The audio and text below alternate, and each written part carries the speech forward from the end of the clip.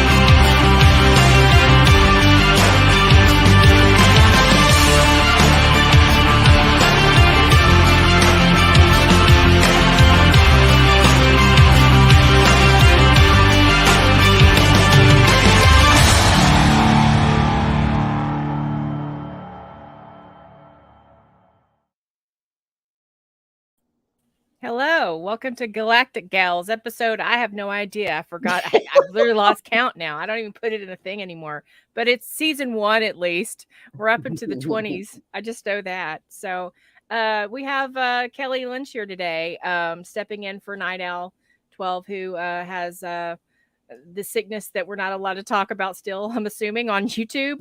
So her and her family are not feeling well. So I really hope they get better and she's back soon. It's a horrible sickness. I have to say I've had it twice. So how are you doing? I had it. I'm an early adopter. I'm not normally an early adopter of things, but I was a very early adopter of COVID. Yeah. And March of 2010, March of 2020, before anybody in the States knew that you could get it without going to China. On Twitter and how I kind of watched your progress, and I think you took care of your parents who had it as well. Yep. And then I think after that, like, I got it, and then I've had it since then. I think last year in July I had it again. So both rides weren't very fun. The second ride was better. I think I may have had it this past January. I don't bother testing because it's stupid at this point, because everybody and their uncle's getting it at least once. Oh yeah. But I did feel kind of lousy and I couldn't stop coughing. So I called the doctor and got myself yet another series of prednisone. And this was industrial strength prednisone this time. Yeah. Yeah. Otherwise I'd be coughing again. It isn't fun. I think the worst part for me was the sweating. This is the constant sweating. I think I had a dream, and I was telling Night Owl this yesterday that I was sweating so bad. I was dreaming that I was like I was in a coffin, and I was like the water was coming up in the coffin. My God. Yeah, it was a horrible dream. But we made it through, and but I hope her and her family get better. Oh, absolutely. Take care of yourself, Night Owl. We miss you. Yeah. Binge some 12th Doctor, binge some Supernatural. I know you need to catch up on that. Binge some shows that you haven't seen, or just you enjoy and make yourself feel better. Don't forget to hydrate. Yes, and drink a lot of water. Yes. And don't be like me. Don't try to drink alcohol, that was a good experiment, because I thought, okay, it's like like hot toddies, right? When you're sick and you have bronchitis, you drink a hot toddy. It was funny. I remember vividly when I was feeling better, I must have drunk too much water, because and this goes back to what you and I were talking about in the private chat, is all I wanted to eat was Fritos. Oh, that's it. I went to Publix, and I bought myself a bag of Fritos and ate it in one day. It's all I wanted to eat. That's it. Obviously needed salt. It's like, it's like kind of like a pregnancy craving, except it's COVID cravings. But it's like basically all I wanted was orange juice and chocolate chip waffles with because I could taste it, Right. Yeah. It was the only, you can taste it. And so anything you can taste a lot, and probably the Fritos as well. Fritos is very salty. Yeah. That would make sense. And I think that to this day, I'm eating spicier foods. I always like some spice, but I'm going I make chicken or pork or chops or something for lunch at work, and I put a whole bunch of seasoning on it, and then I put pepper jack cheese on it. And there were some things that now I don't like anymore. It's really weird. Like that I used to love. Like I used to love potato salad, like mustard potato salad. Great with Oh, I love mustard potato salad. Yeah, I can't eat it. It's the last time that even if I make it, I can't eat it. I'm not into it. It's really weird how something like that can really affect your your whole body. Yeah. But it is what it is. I mean, I'm probably better off not eating mustard potato salad, to be honest. But I replaced it with chocolate chip waffles, and I'm still eating those. I love them. So. And I'm probably going to destroy the lining of my stomach with all the extra spice that I'm adding.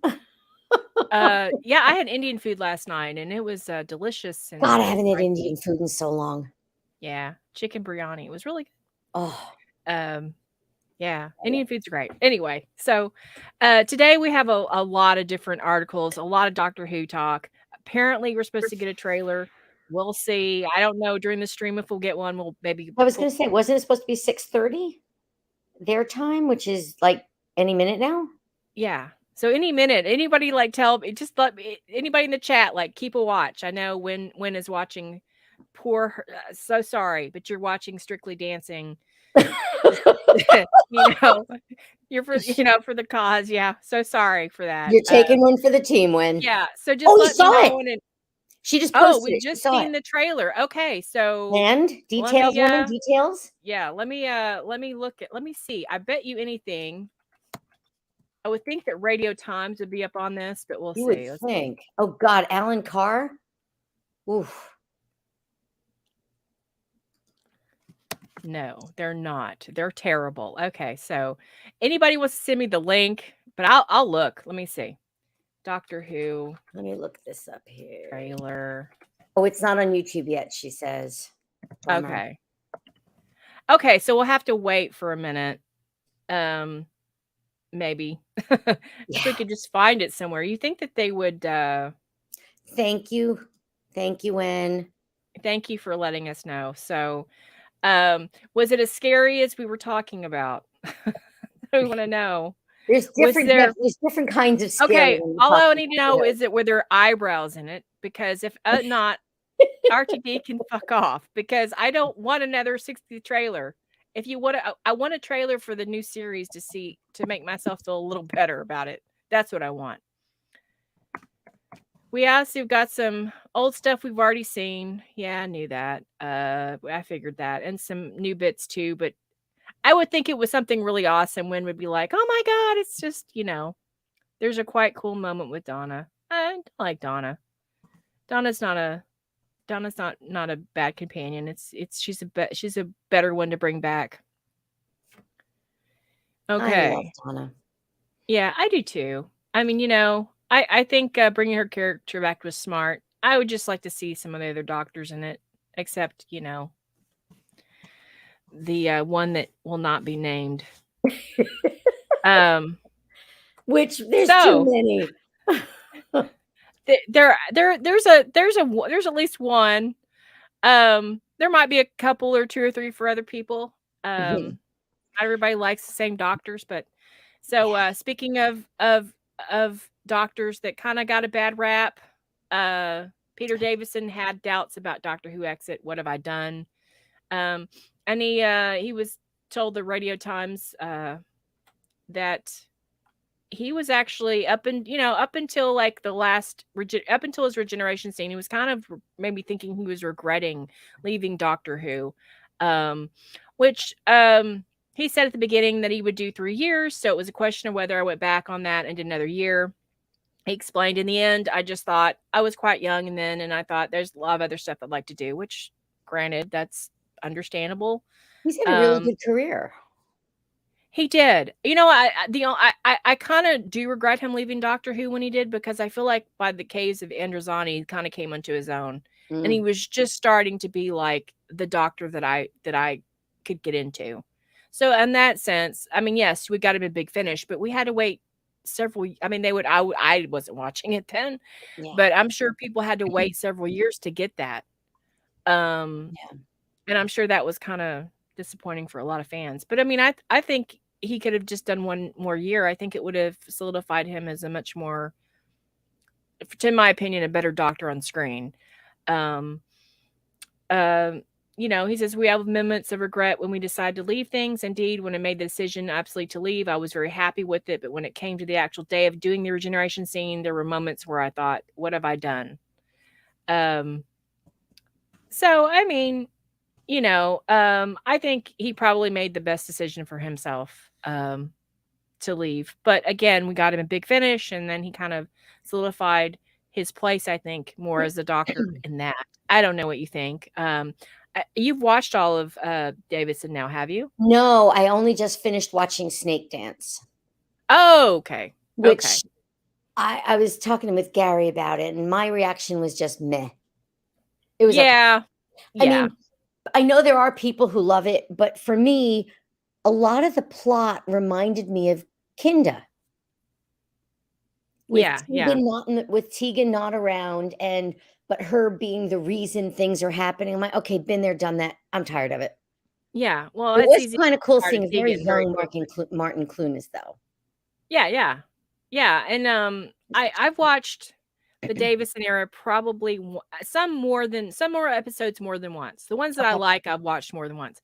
But as far as just all the way through, like in order, I probably haven't watched Kinda and Snake Dance probably since I watched it my first binge. So I probably need to go back and rewatch those. But again, we have that opportunity, the collection season 20 trailer. I think it's come out in the UK. I don't know if you bought this one or not, but not yet. Gary says he just got his yesterday. Yeah. So I'm assuming that's the Steelbook version or the UK version. I know Sarah got hers because I saw a picture. Okay. I did like the trailer. Have you watched the trailer for it? No. All right. I do think this one's different than the other Blu-ray trailers that we've seen, but I did like the way it was put together. Okay. So we'll watch it. Thank you.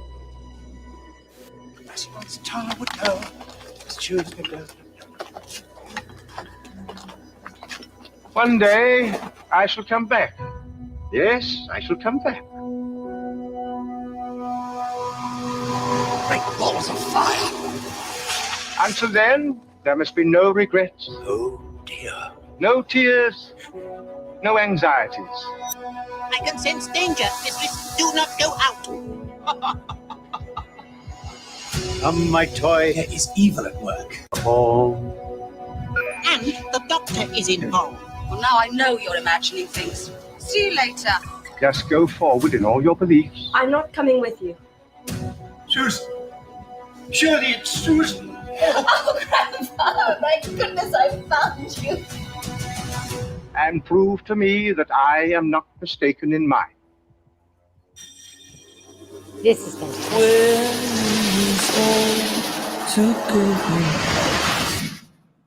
I know. Great chunks of my past, detaching themselves like melting icebergs. Doctor has been taken out of time. Cosmos without the Doctor scarcely bears thinking about. You will seek out the Doctor I'm the Doctor. I am the Doctor. Doctor. and destroy him. You, a man is the sum of his memories, you know. A Time Lord even more so. It's a Yeti. Demons. The Master. Cyberman! Omega? Omega.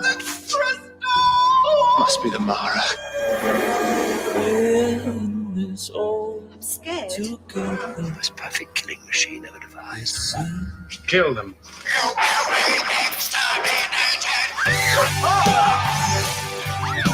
This is Terminus. We're on Gallifrey. We're on a leper ship in the death zone. The death zone. Death zone. What are we going to do now? Die.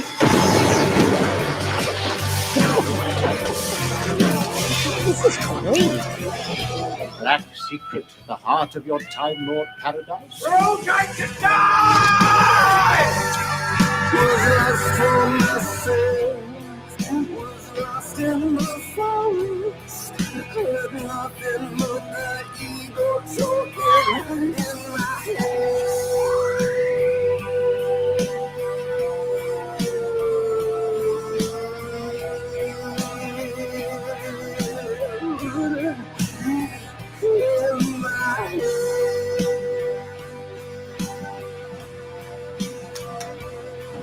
Rise, Doctor. Nice to see you again. I think I'll take much more of this. We're this all together, it seems. Wow.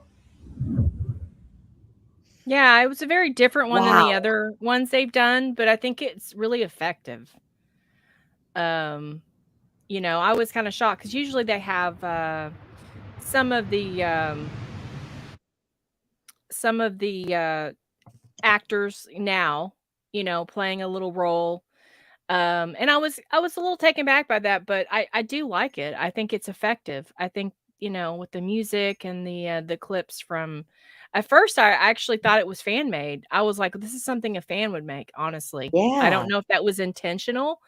But I was thinking, wow, this looks like something I would actually make. And I That's had to like fantastic. check, and I was like, well, I asked Jason, I was like, is this legit? He's like, well, it's on the Doctor Who like YouTube channel. So I was assuming this is something that they put together, or they, you know, maybe they stole from a fan and said, hey, can we use your Well, video? the last box set I bought was the season 2 with the first Doctor.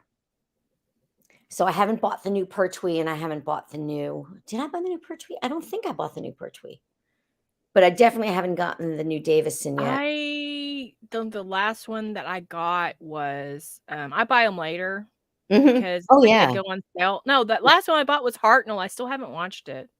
I like opened it, but I just haven't gotten around. I mean, to be honest, I haven't been in the mood for Doctor Who. I don't want to Um, watch everything until I've finished watching it. I want right. to go all the way through Sylvester and then rewatch McGann, and then I can Right. start from the beginning. Right. And I mean, again, I haven't done a rewatch all the way from the beginning. I started one a couple years ago again, Wow. and I just got busy. But Well, that's the but thing. if Sometimes I you just can I wait. just pick out episodes that I adore, and then I'll just rewatch those because I mean I don't. There's some that I could probably just never watch again. You know, Meglos. yeah, that one. And I actually did buy Talking that cat. Blu-ray with Look. that one on there, season 18, I believe. But it was for State of Decay because that's really, to me, that's the best. I was one in chat at a Facebook stream the other day, and I mentioned that I didn't like Snake Dance, and I don't remember who it was, but somebody said, "Oh, I love Snake Dance." Yeah, But then I like Meglos. I'm like, okay, I know where you're coming from now. right. So I mean, there's always some episodes. I've heard people say that they didn't like Black Orchid. I'm like, I love Black I Orchid. liked Black So, Orchid. right, because it's very Agatha Christie and it's Yeah, very I liked Unicorn it. of the Wasp feel. So, everybody, there's something for everybody in Doctor Who, and I will say though, there's rarely an episode of a John Pertwee era that I don't like. So, Gary just posted the link for the new trailer. I see that. You see it? Okay. Yeah, let me see if it'll. Well, I didn't mean to click on your comment, but I meant to copy it. But YouTube watch, okay. Oh, fingers crossed. Somebody send me to that. It's like a lot easier if it's sent to me. Well, than just trying to copy and paste it. Let's see. Copy link. Oops. Okay. Yes. Thank you. You're welcome. All right. So let me see if I can share another screen here so I don't mess this up. Present. Oh, whatever reason, it only lets you present one screen at a time. It's so crazy. And I pay for this. Okay, so here we go. Can y'all see that? Yes, I can. All right. I don't know if anybody else. All right, so let's start it.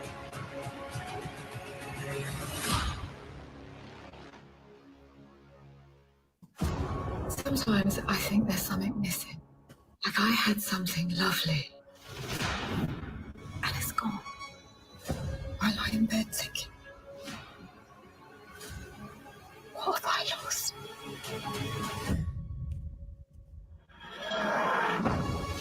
So what this friend?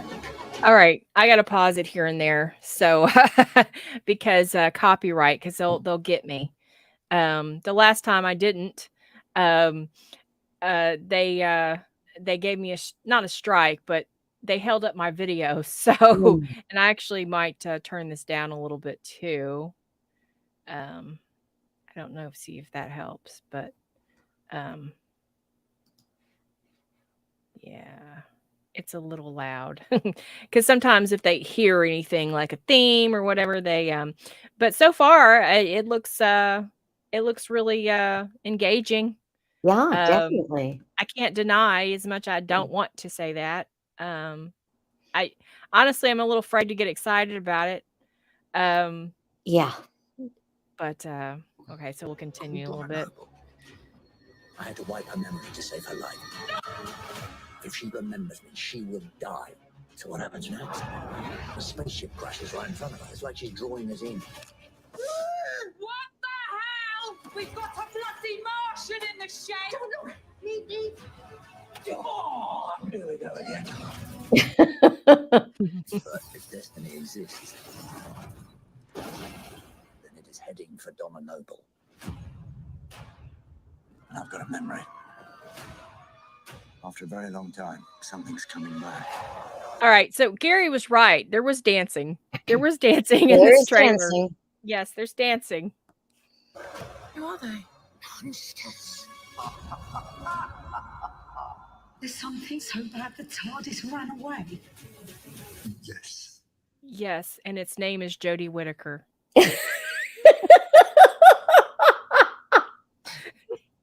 We go and kick its ass!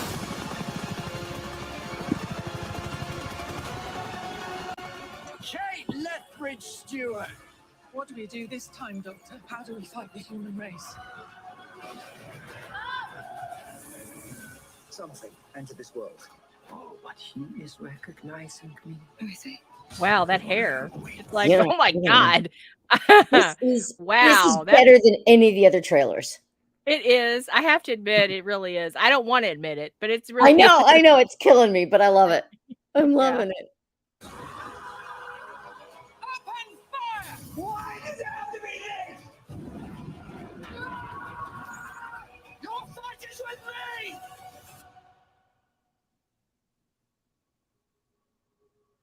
don't know if I can save your life this time. Worldwide premiere.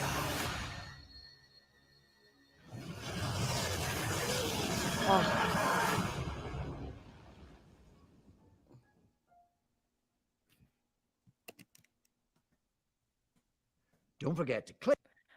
Where's this my scene with Capaldi stepping in and pushing Shooty off a cliff? That's what I want to know. Lately he's quite annoyed me, but yeah, I can't say that I hate it. I definitely don't hate it. It's very cinematic.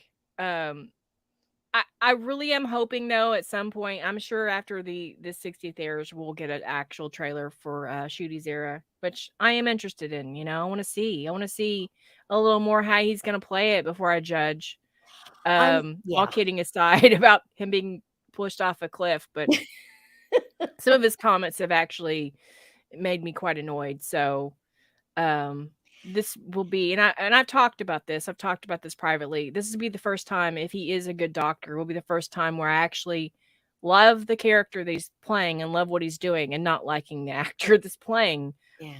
The doctor. But It's just that it seems almost so far, it's all about him rather than the role. When Capaldi was named, I watched the TV show where they did the announcing, and he was nothing but humble, and you could tell how excited he was, and he just talked about his memories of when he was a child watching the show.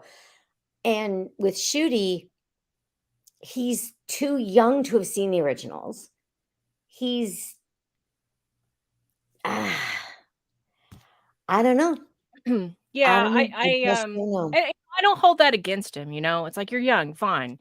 What I hold against him is divisiveness and how. Right. Well, exactly. What I meant though is he didn't have, unlike Matt. I mean, Matt Smith watched classic, so he could prepare. I mean, he'll tell you flat out that Patrick Troughton was one of his influences. Oh yeah, absolutely. Yeah, he said that many times. Exactly. But Shooty, I'm not sure where he's coming from. And again, I want to like his doctor. I mean, I don't have a problem with whatever he does in his real life and whatever he wants. It's just when you start making comments about, it's this consistent virtue signaling consistently that bugs me. It's like, can you just say, I'm going to show everybody that I'm going to do how play the doctor correctly and how the doctors honor the doctor. I mean, things that originally he was saying, and then now you see these articles and upon articles, the media is just vomiting forth, which they're going to do. Right.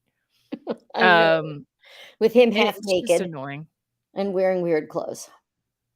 Yeah. Yeah. And I that's honestly though, like, if he wants to do that, for me, like, I don't like it. Like, I think that's how you should conduct yourself when you're playing a character like the doctor? Probably not. But, as long as you're playing him, with reverence and honor, and you play him like he's supposed to be played, and not some non-binary character, like they want that to be pushed. Right. To me, Doctor Who's not about, and when I say it's not about gender, it's really not, because it shouldn't be a focus at all. It should be just like, okay, here's this cool character that is a male, but that's not what it's like they focused on just the sex and the gender identity so much that you're just like, just stop. Just let's create a cool character, your character that's gonna endear yourself to people. Because if you sit there and you talk about how everybody's a homophobe and a racist because you had some past issues, that's not going to endear you to fans. In my opinion, it's not. No, I agree with you completely. That's a better way of saying what I said before, is that he's making it more about him than the character. Right. Exactly. Yeah. And I mean, I hope he does. I hope he does it. I hope he does it right, and I hope he shows me that, hey, it's not about how I live my life. Yeah. But if you take how you live your life and you imbibe it, you like try to embed it in a character that has been the same way except for this mishap for 4 years. If you're gonna try to take that and change it to suit your needs and your lifestyle, then yeah, I've got a problem. As I don't think you should do that. I think that yes, the doctor's all different, but there is a certain tenet that you should tenet and lore and canon that you should follow. And if you don't do that, then I'm not going to be happy. And that's what I'm going to have a problem with you. If you want to wear a skirt, a tutu, and just do all that, that's fine. Just don't mess with the doctor's character. Don't change him so much that it just becomes about how you are in real life, just to suit you, and which is what Jodie Whittaker did. Right. Well, it's supposed to be fun escapism. Right. And if all they care about is representation, well, I don't watch it to see myself. I watch things to escape from my life. Yeah, exactly. And we're not allowed to do that anymore. And they again, this article that came out, I'm sure you've heard. Oh my God. Have you heard? One. Yeah, I hadn't seen this article. Yeah. Oh, good Lord. I think I was on Type 40. And I saw somebody on Dan's forum talking about this, or maybe it was his private page. I don't know. I don't remember, but I thought I'd bring it up because Poser Parky, I am completely like in agreement with her on a lot of things. This is not one of them, I think. But just to give her to be fair to her, she didn't actually come out and say he was a pedophile. She just said it was a little creepy that he was wearing a pen that said, you're safe with me, which the pen does not say, hey, little girl, do you want to see some puppies? The pen does not say that. The pen says you're safe with me. It's to make trans kids feel like, you can be yourself around me. You don't have to. It's not meant to say, hey, come here, little girl, sit in my lap. It's not that.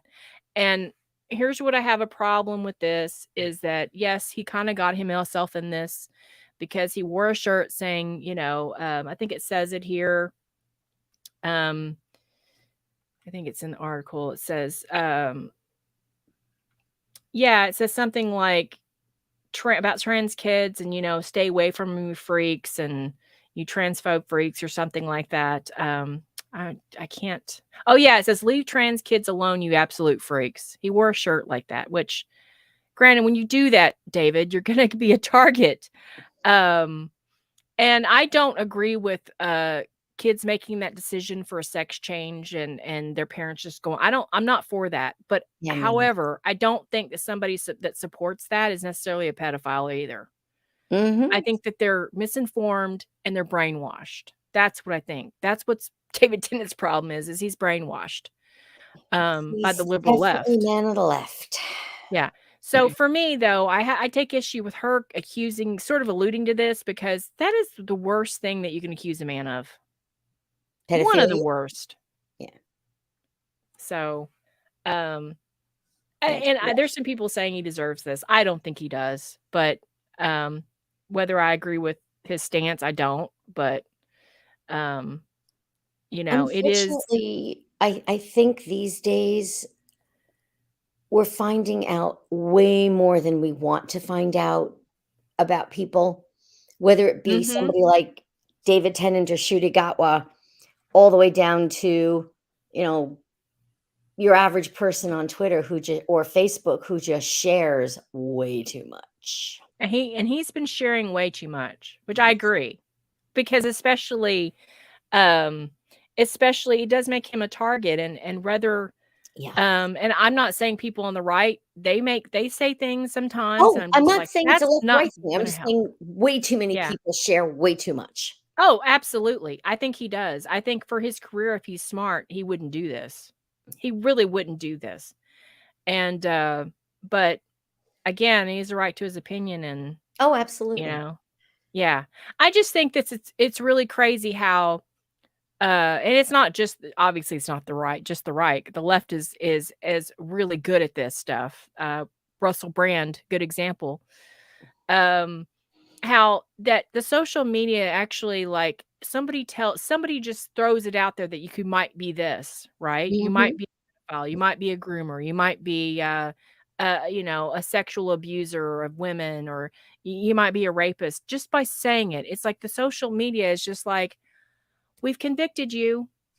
Oh, This yeah. is what you are. You're guilty until proven innocent. It's Yeah, just and so we have to be very careful. And I think this is one of those instances where I wouldn't ever. First of all, I like David Tennant as an actor. I think he's pissed me off lately, but with some of his stuff he says, but I think he's a good actor, and he's, I don't think he's a pedophile. God, I hope he's not, but I'm pretty sure he's not. I think that was taken out of context, and I agree with her platform. I think women are being erased. Yeah. But let's not go this far. Yeah, let's try something else. Right. Let's go another avenue. So that was going on with David Tennant lately. Which I can't say that I didn't see this coming. After I've noticed I had heard that he wore the shirt, and he's, and he's been very vocal about it. Which I know that one of his kids is non-binary, apparently. So that makes sense, I don't even know what any of that means, so I'm old. I can get away with that. Well, non-binary just means that they're not sure if they're a male or a female. They just they're like both. Like sometimes they feel like a girl, sometimes they feel like a boy. How come this is all of a sudden an epidemic? I need to know. Don't know. Yeah, I do know, but you're taking any kind of, well, that's what happens when you take religion out of things. Thank you. Thank you. Yeah, you take morals and religion and just anything goes, and entitlement, and then you throw that into a pot and you get this. So and hey, if you're an adult and this is how you feel inside and everything, but if you want me to agree with your insanity, I'm not going to do that. If you want to do that and you want to vocalize that, I support anybody that wants to vocalize their opinion. I do. You have my support, but I'm not going to just agree with your opinion because you say it's so. You say I'm this, I'm a cat. I'm not going to just agree with your insanity. That's just how I feel. So you can vocalize it, and you can be over there, and you can feel however you want to feel. That's just my stance. And I think that's a lot of people's stance, to be honest. Yeah, I'm live and let live. If that's what you need to do, that's fine. But don't try to make 5-year-olds do it. When it comes to kids, yes, that's why I think that it's very scary that people support that they're okay with kids making the decision at 10 and 11, 9, 8 years old to have sex changes. I don't think that's mutilation, in my opinion. No, I would agree with you. Yeah. I mean, you hear people who have young children say, "Oh yeah, my daughter thinks she's a mermaid," or "My son thinks he's Superman." Yeah. I mean, what are you going to do? Throw him off the roof? Right. Yeah. The one I heard was like there was a lady and she looked totally normal. I mean, she didn't look like, like you imagine these people look like. They're just got mohawks, and they're just like, they look like weirdos, People with mohawks actually have some sense, believe it or not. But they look normal, and she's talking about how like she's upset because she tried to take her like, I think it was her son or daughter, to a vet because the son or daughter thinks that they're a cat. And she was mad at the veterinarian because he wouldn't treat her son or daughter. Well, that's big. That's very good of him. Yeah. So this is where we're living. This is 2023, 2024. So I just world. This is why we drink. Yeah. Yeah. There's a podcast called This Is Why We Drink. By the way. Find that. Yeah. I don't know. Who knows? I mean, it might be the opposite, Yeah, good point. Sounds like a girl, I can't take the name now, but I would really love to take that name. That's a really great one. So here's another Doctor Who. We're still kind of on the Doctor Who path. The classic Doctor Who explored planets. Modern Doctor Who explores people. No shit. Yeah. We've had many a discussion about this on many podcasts. But I like the article because it really does, like, I've never seen an article that actually just says this, but this is really true, and this is probably why I prefer classic, because classic is planets, and you don't get in the companions or relationships or out their lives outside of the Doctor as much as New Who, which I tend to think that that's kind of when it started going downhill. Personally, was when you started making it like, and I don't know, maybe you have a different opinion than me, but a little bit that's fine. But I think that that's kind of where we have. It's almost like it is two different shows, because one is much more about relationships and people, and the other one's more about planets and worlds and. Yeah, no, I understand what you're saying. I do understand what you're saying. I mean, in classic Who, there's that one scene in, what is it, Aztecs, where this woman falls in love with Hartnell and she kisses him. Oh yeah, and yeah. But it's not the same as the whole, Rose and Tennant thing. That just fed me up. Yeah, I think the scene where he's taking the hot cocoa, and it's very brief, but I mean you get the point. And he obviously, when he finds out that they've been engaged to get married just from him taking the cocoa, which I thought was a delightful scene. That's one of my favorite scenes. It was just there to show, like, well, he's off. He's not gonna stick around. But I think that it's just gone. Well, I think it's gone even worse with Chibnall, because he had Thasmin, which is like 13, and Yasmin having some sort of like, doughy-eyed. It's gone beyond the Doctor being a asexual being, which it seemed to be much more like prevalent in the classic era. Not that I'm sure he had grandchildren, so obviously he actually had a child. Yes. So he had to have a child to have a grandchild. So I just think personally, I think when Tennant was signed on, less with Eccleston seemed to be like he still understood the tenets and the canon of what Doctor Who was, with a little bit of it. But when Tennant came on and Smith came on, it was all doughy-eyed. The Doctor is some sort of, and even with Capaldi to some sense, with River, but less so with Capaldi, by his own.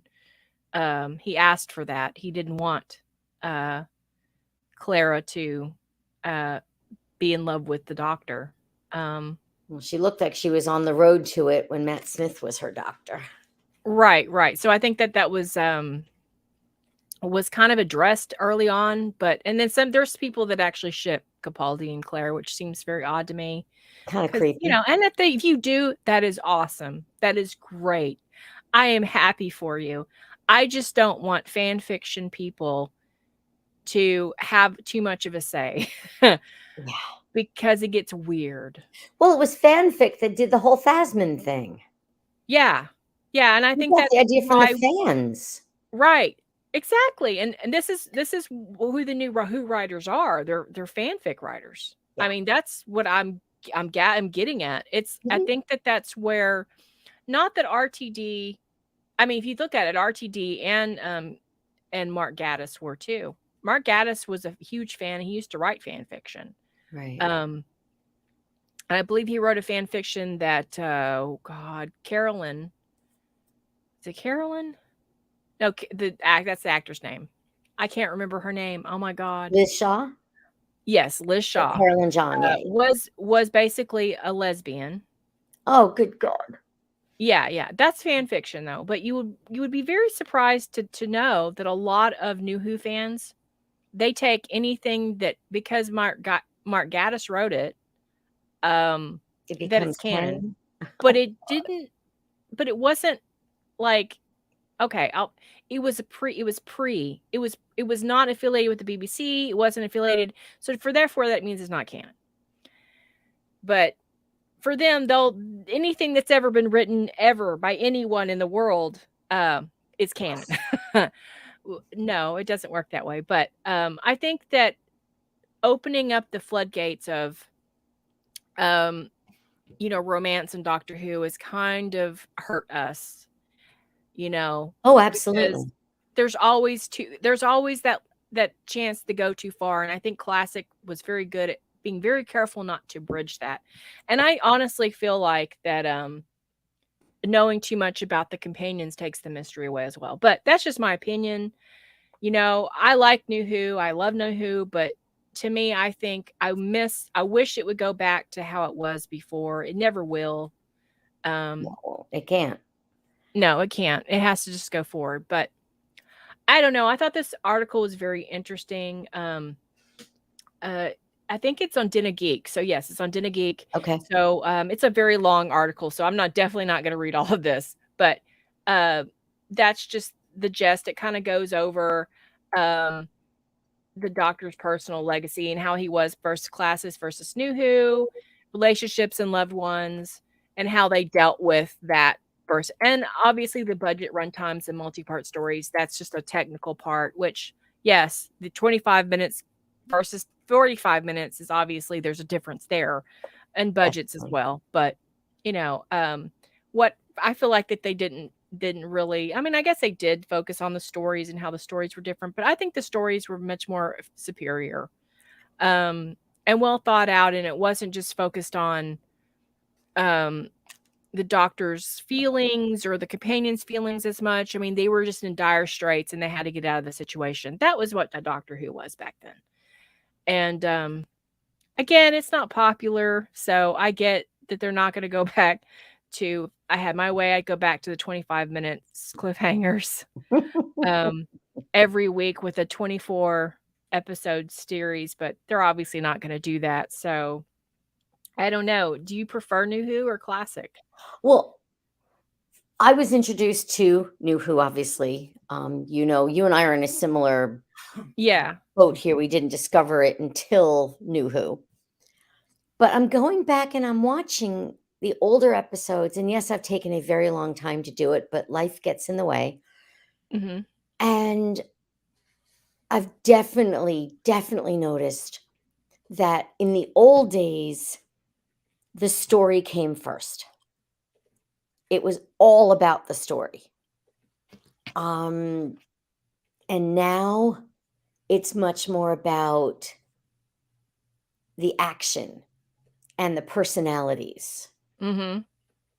And yeah, I mean, and to a certain extent, that's not necessarily great that the old one, because about the old ones not being as much about personalities, because were Stephen and Dodo really that different from Ian and Barbara? At some point, Dodo just annoyed me. I mean, well, so my point that but I know what you mean. Yeah, that some of the stories could have worked with anybody in them. Right, of course, yeah. Whereas now it's different. You cannot do a Martha story with Rose. You can't do a Donna story with Clara. Right. They're all different. Yes, you're right. I will say this. I will say this. I think during the Pertwee era and the Baker era, I think the companions were very different. Mm-hmm. I think Joe Grant and Sarah Jane Smith were completely different opposites of each other. Oh, totally. Absolutely different. I think that's when they were getting their footing, and I think that's when the companions seemed a lot different. Because I couldn't really see Sarah Jane playing in some of the Joe Grant characters. Not all, some of them, yes, but you know what I mean? Because they had different personalities. And then you got Leela, which was totally different. No, I, obviously it's part of the evolution. Yeah. It's definitely part of the evolution. But I don't mind knowing some of the personal lives about the companions. That doesn't bother me as much as it does some people. But I think you can go a little too overboard on that. Uh-huh. Like, did we really need Danny Pink? My answer is no. No, we didn't need him at all. And I think Moffat, I will say this, I think he realized that too. I liked Mickey, and I thought he actually brought something to the table, and they let him grow and develop. But Danny Pink, no, I was No. not quite cheering when he Yeah. stepped off the curb, but I I wasn't. was okay. I'll give you this. I was sad for her, the character, because that is hard. Oh, I mean, it's without hard not question. to, right. But even at that point, I think that him being involved with Clara changed her a lot. Like, it changed her personality, and it seemed like now we're dealing with a completely different, entitled, bratty Clara, which I think that's kind of when that started, when she got involved with him. Yeah, So, I agree. you know, then when he left, it got to be where it was felt a little bit more like, okay, here's the Clara we know and love after she got over him dying. But again, I just thought that was just really unneeded, and I understood why they did it in a way, but it was like, you know, I don't care. I hate to say that. I just don't really care about who you're dating. I really don't. You know, I mean, they did it with Joe Grant in The Green Death, where, you know, she meets her husband, which is Well, like that's in the course of 3 episodes, and then she gets married. But, you know, well, Leela, same kind of thing. I mean, Leela left for somebody. right. So, I mean, they probably started a little bit then, but it wasn't as detailed as Right. it is in Deep, and Well, you knew that's their that. mother Yeah, and we father, and don't. It again. It's all about, you know, TMI. but I will say this, if it hadn't done that to some level, we wouldn't have got Wilf. So Yes, and I actually don't there's mind good and bad. Sylvia. She cracks me up. Oh, yeah. Sylvia's the worst, though, but she does crack, 'cause Yeah, she well, reminds me, she's supposed to be terrible, but she makes me laugh. yeah, she's a mother. Yeah. She's a mother. She's a critical mother. Um, And she where really is is. I mean, and she did a really good job. I think she loves Donna, but, you know, um, I just think her being critical is the way that she shows love, which is that's moms, and as much as she annoys me, well, she did her job. right? But Andy, which Claire, she seemed to be a different character every season. Yeah, she was. She had a little bipolarism there. Not just But no, it's an interesting article, and I think it is something that needed to be said in the media a little bit more. That this is the first time I maybe in other ones, but first time I've seen it to where and it's a very long article. So, oh, what a so I great added episode! yeah, so I added this morning because I went on, and I know you're on because I have some sci-fi stuff later, and I know I wanted to put as much Doctor Who into this one because you know you're coming on. So I saw this and I thought this is really cool. Doctor Who Midnight Director praises Russell T Davies and David Tennant. Alice Troughton spoke exclusively with Radio Times and reflected on her time directing the fan favorite episode. Such a good episode. Yeah, so she said that she directed 2 episodes of Doctor Who, both in season 4, The Doctor's Daughter, and which I love that episode as well. Yes. And the fan favorite story, Midnight, which saw Tennant's doctor get stuck in a vehicle on a tour of the planet Midnight along with a number of passengers. Is Yeah, Troughton she one of says the Troughtons? no, I don't know if she is. I know one of the Troughtons is in this episode. Yes, I though. know. I knew that. But I don't think she's related.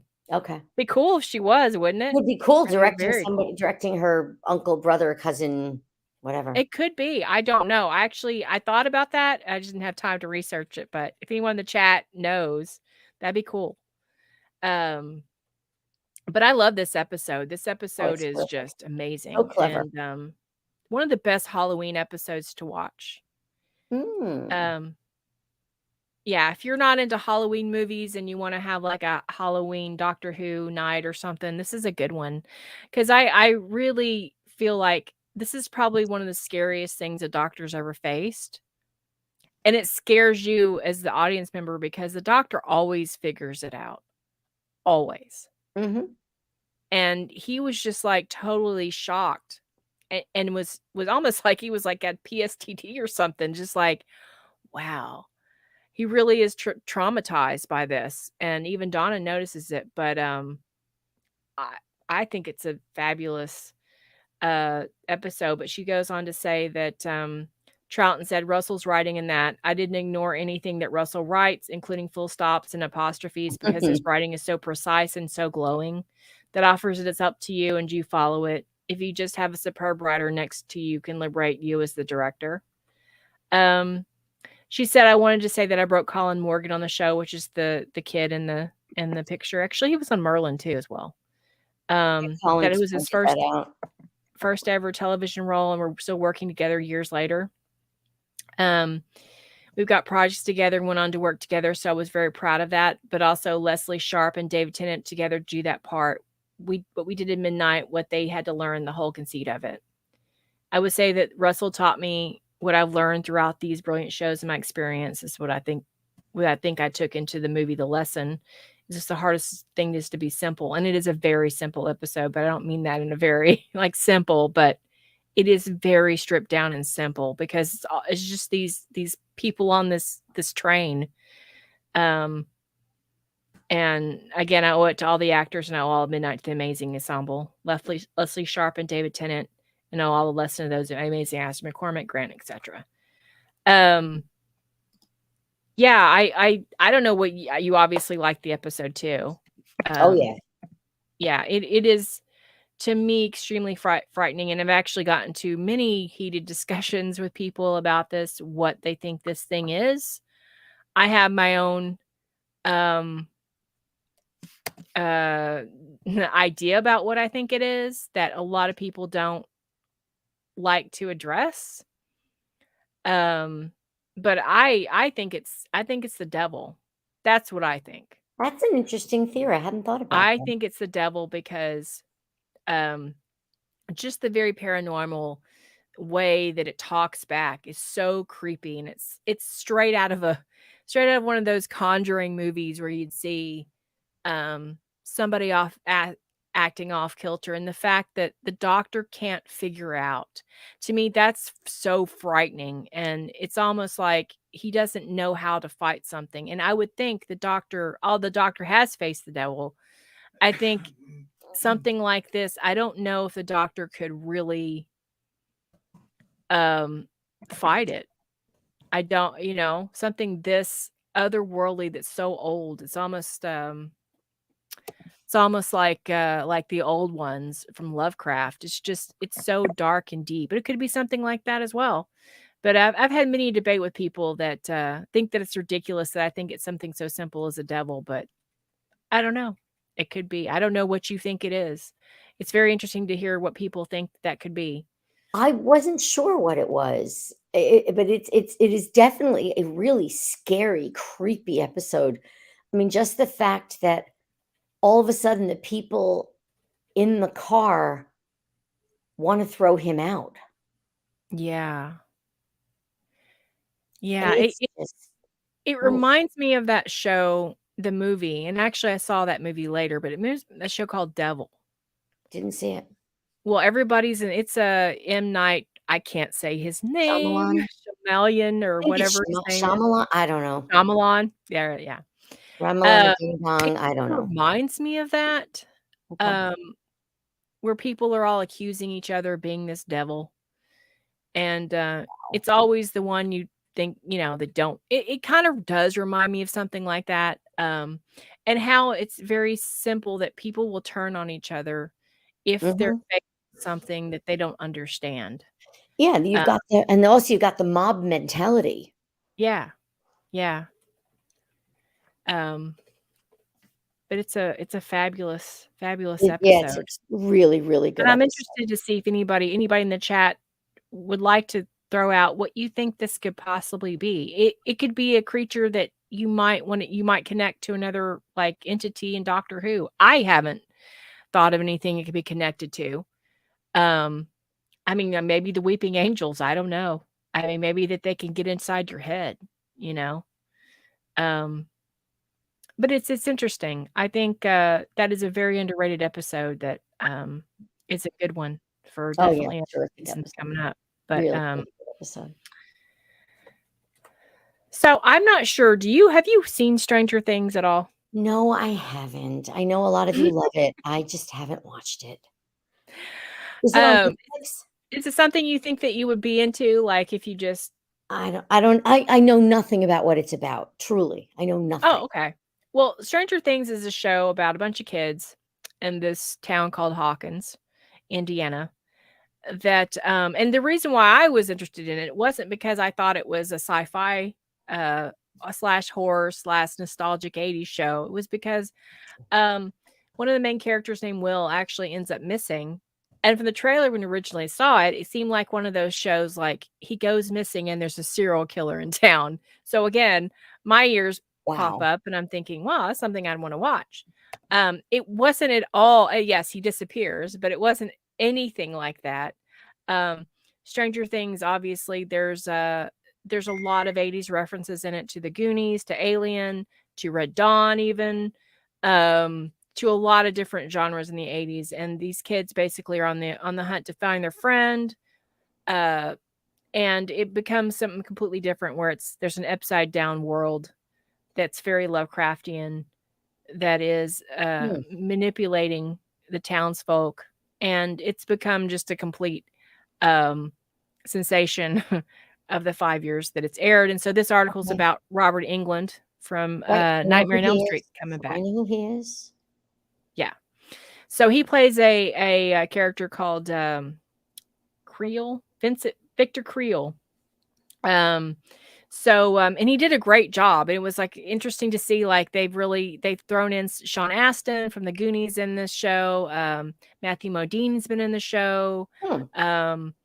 Yeah, it's a fabulous show. And even if you're not into science fiction or horror or any of that, there's so much elements of the 80s, something for everybody. Even Gary, who was very reluctant to start watching the show, once he started watching, he was like, he got hooked.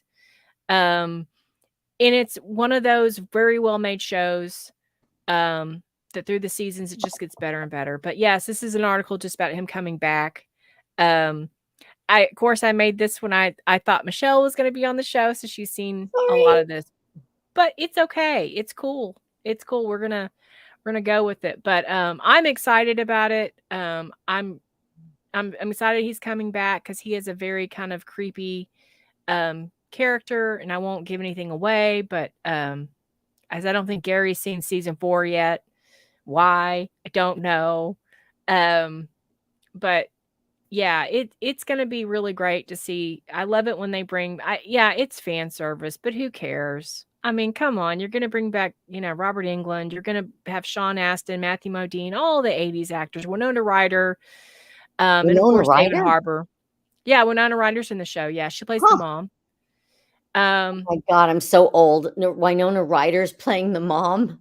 Yeah, she's playing the mom. Actually, Winona Ryder's like a year older than me. So, oh my God. Yeah.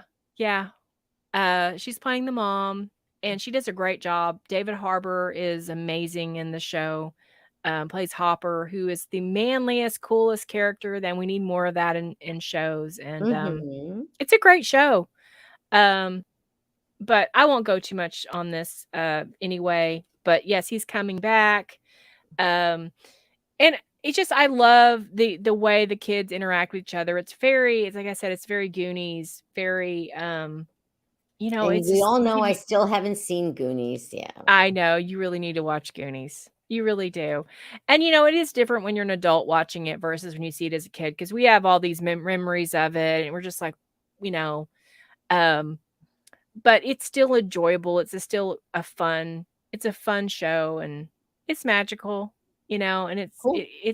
It's just of its era. But this kind of gives you the feels like E.T., Close Encounters, the great shows from the 80s. They've really done a great job. And that's what Robert Englund looks like. And what a character actor he is. Wow. Not really recognizable, is he? No. I knew by his voice. But I was never a big Nightmare on Elm Street fan, but I recognize like he's a part of, that time period that's, It's kind of reverent of all that. So he's coming back to play his role again, which I won't reveal. But yeah, so he's still doing it.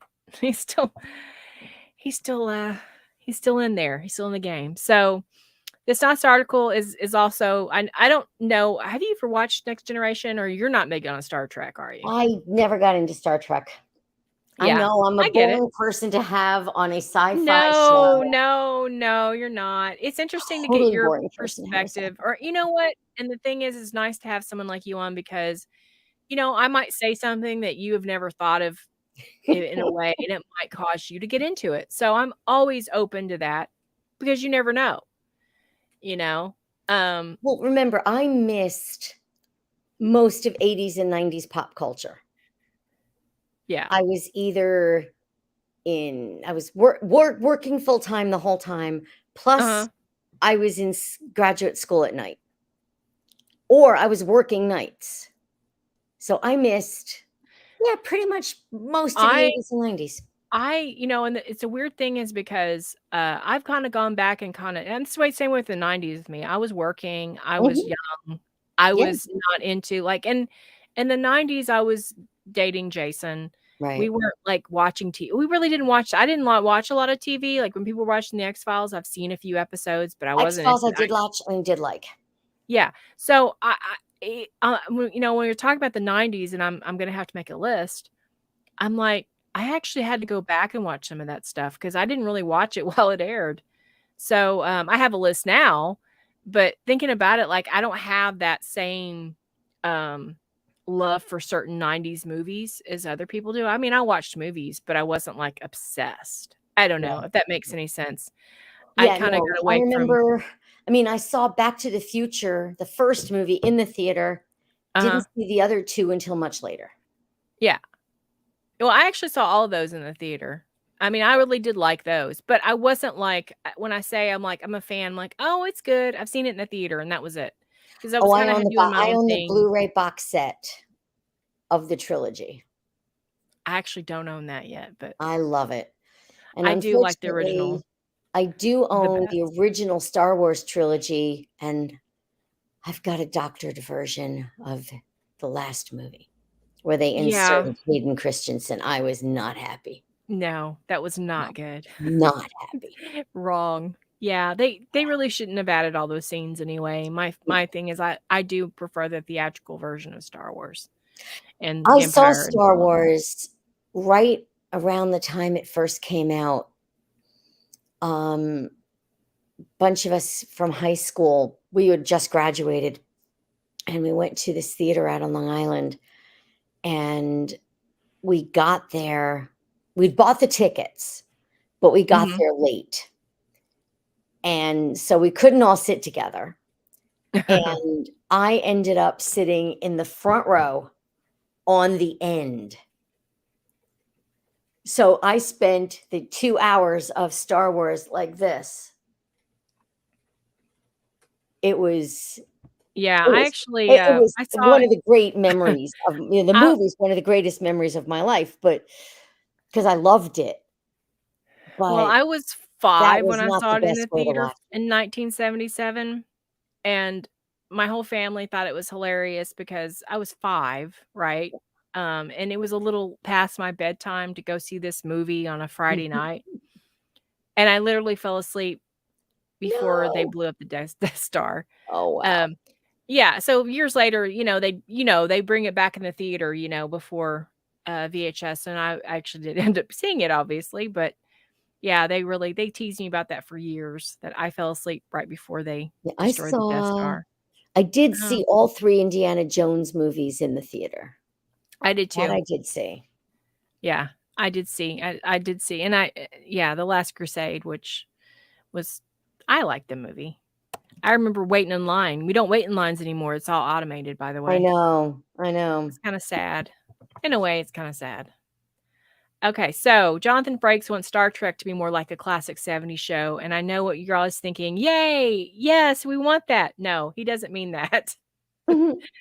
Sorry. Jonathan Frakes, best known for iconic role as William T. Riker in Star Trek The Next Generation, has recently shared his thoughts on the future of the character and his potential for the new phase in Star Trek franchise.